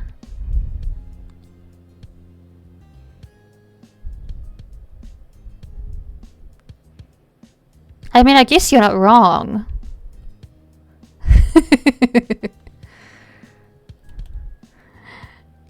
You'd probably slip into a coma before that. And why are you picking these cookies up so much anyway? Do you have even have anything to compare them to? Noreen swallows a mouthful of cookie, then tilts her head. She blinks, her blue eyes full of a familiar, inquisitive nature as she says, What do you mean, Asuka? I mean, have you ever had cookies before? You don't have any ovens down there in the Sea King's kingdom, do you? Well, no. Figures. But even if I don't have anything to compare these cookies to, I'm sure they're delicious. They have a nice satisfying crunch. Not at all like the kelp I used to eat. And they're very sweet. But they aren't as sweet as the sundae I had at Seaside Sweets. They feel a little more mellow. I actually get sugar headaches quite easily. It's really annoying. It's annoying because I like sweet things.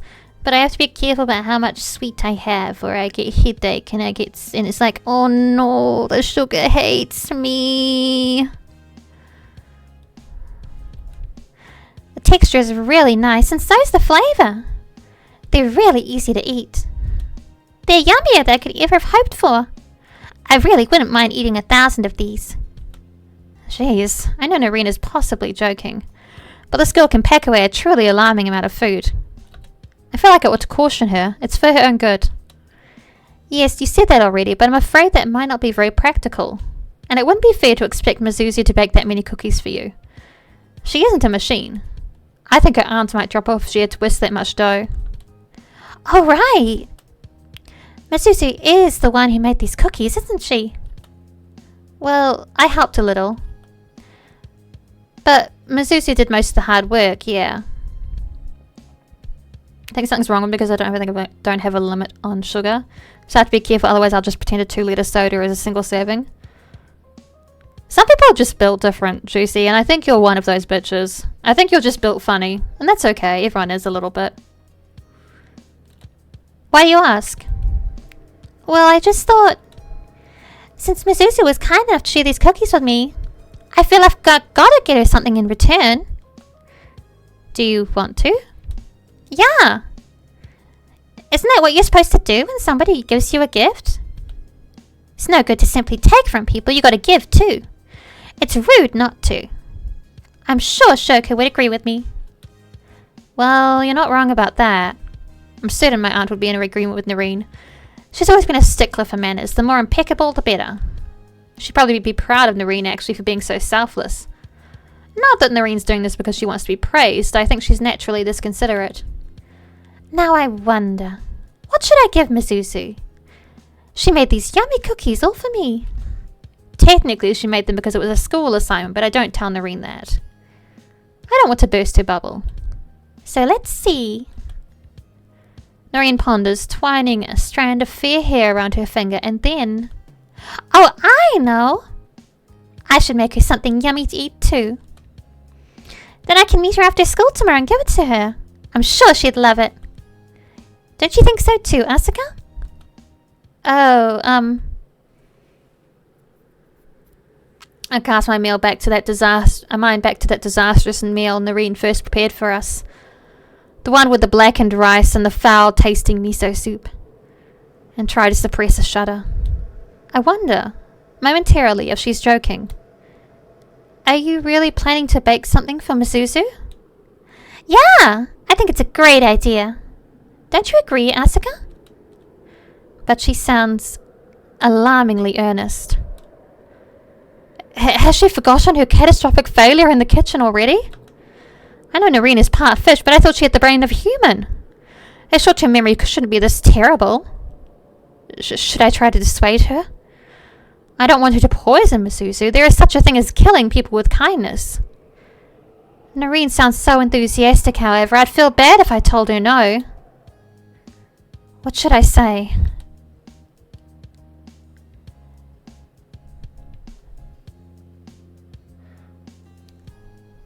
Yes. Do it. Well, maybe Mizuzu would appreciate the gesture. They do say that it's the thought that counts. I know, right? I'm being pretty cagey with my response. I'm still dreading how Noreen's potential cookies might turn out, but Noreen doesn't seem to catch the hesitation in my voice. She's too pure for it. I'm getting excited already. I've not had much experience in the kitchen. Geez, I wonder why. So this will be a fun opportunity to try some stuff out. I doubt I'll be able to make any cookies as delicious as Mizuzu's, but I'm going to do my very best. I think Mizuzu deserves it. She's my best friend other than you, Asuka. So I want to do my very best for her too. I want her to know just how much I love her. Oh dear. I spend the next day in a state of general unease. My thoughts all turning anxiously towards Noreen. I can't forget how chipper she was yesterday as she told me her plans to repay Mizuzu for her kindness. She seemed really enthused by the idea of making her own cookies, but I'm terrified this will end as a disaster. I feel so uneasy I can't bring myself to eat too much breakfast in the morning, and I'm pretty quiet throughout most of the day. Noreen isn't really going to make good on her threats. Promise, is she? She can't seriously think that her cookies would turn out better than her said salmon, can she? My unease follows me through the day, though it grows more pronounced when the final bell rings. Mizuzu slides her textbooks and her stationery into her bag, as elegant as always, then turns to smile at me. She tilts her head, then says, "Are you ready to go, Asuka?" Yeah. Of course. I hurry to cram my own stuff into my school bag, with far less elegance than Mizuzu, of course, and we both stand. I try to look at ease, but I can't quite shake my concerns. Didn't Noreen say she wanted to meet up with me and Mizuzu after school, so she can hand Mizuzu her gift directly? Certainly a thoughtful gesture, especially when I know assuming a human form tires her out. But it feels more like a threat. What will I do if she really is waiting for us, homemade cookies in hand? Will I have to act appreciative? I'm sure a reaction of abject horror would hurt Noreen's feelings, but it's wrong to lie to people too. Ah, jeez. Why didn't I tell Noreen this was a bad idea last night?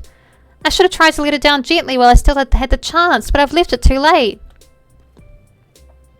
Noreen's an earnest girl. I'm sure she'd be waiting for us, and I'm sure she'll make good on that. I trust her to keep her word at least. But it's possible to be too considerate.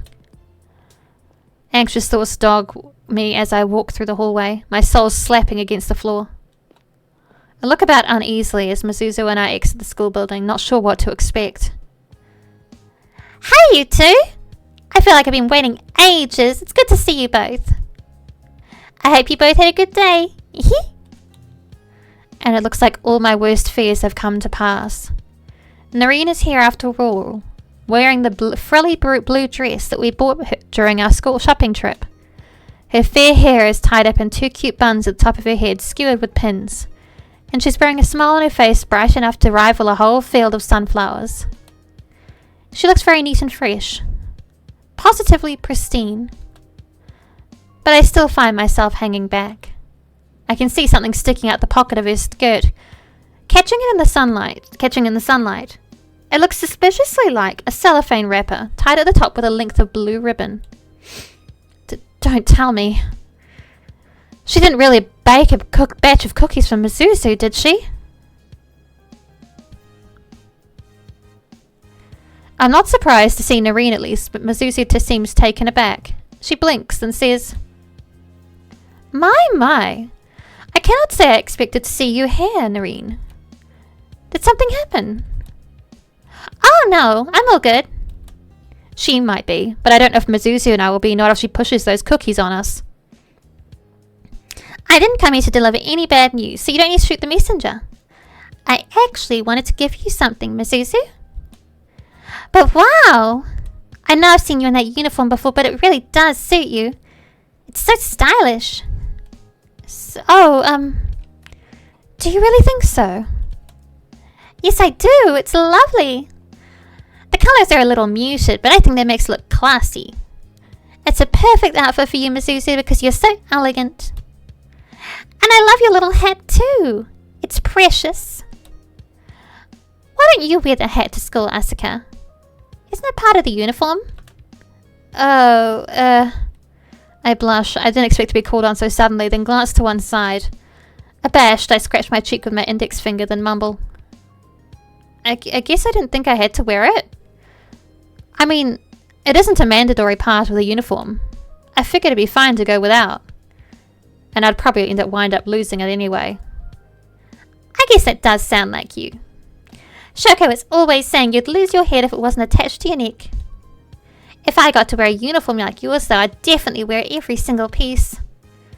The hat is so cute, it'll be a shame to go without it. I'd love to be able to attend school with you both and dress just like you. Noreen looks between me and Mizuzu. I think I see a flicker of remorse on her face, but it only lasts a moment. A bright smile captures her lips once more as she says, "But never mind that. My dress is very pretty, so it's okay. Thank you for coming with us on that shopping trip, Mizuzu. I never would have been able to pick out something so nice if it wasn't for you. When I wear this, it makes me feel like a princess." Giggling, Nareen shifts on the spot, her skirt fluttering in the breeze. Her skirt is quite long, so she's not in any danger of flashing anything more outrageous than her knees. But Mizuzu still blushes. She looks away, then mumbles, You are quite welcome. It was a pleasure to help you update your wardrobe. I rather enjoyed it." "Me too. I enjoyed being with you a lot, Mizuzu, and you too, Asuka." I don't know how I feel about Nareen tacking my name on the end like an afterthought. I'm glad she gets on so well with Mizuzu, but it still stings. "But I came here today to give you something, Mizuzu, like I said." "And what might this something be exactly?" I think that's a good place to stop. Oh, that's load. I think we'll stop there.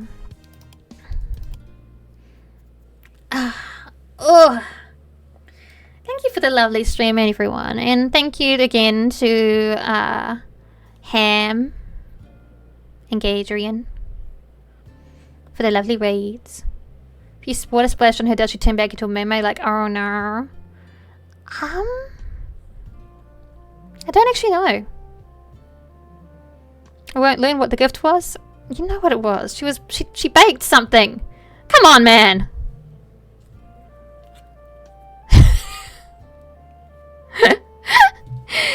Oh, but thank you for the lovely stream back. I'm glad to be back to streaming regularly. It's going to be awesome. Tomorrow we're going to be starting at the same time we started today. We're going to be playing some more Silent Hill F. We're going to try and finish that horrible thing we were stuck in the middle of.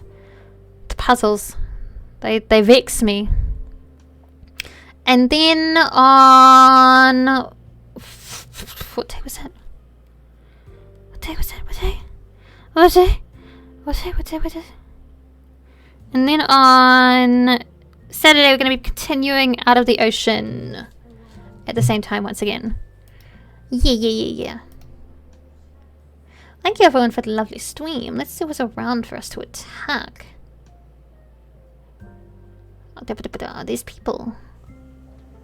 There's a couple of people.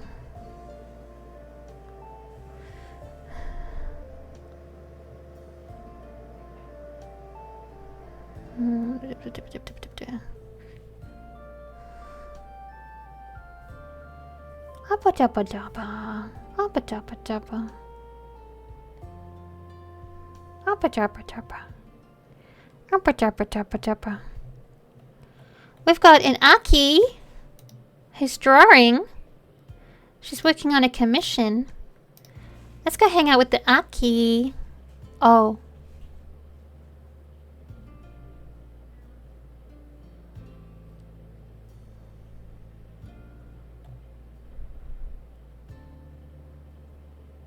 Is she still going?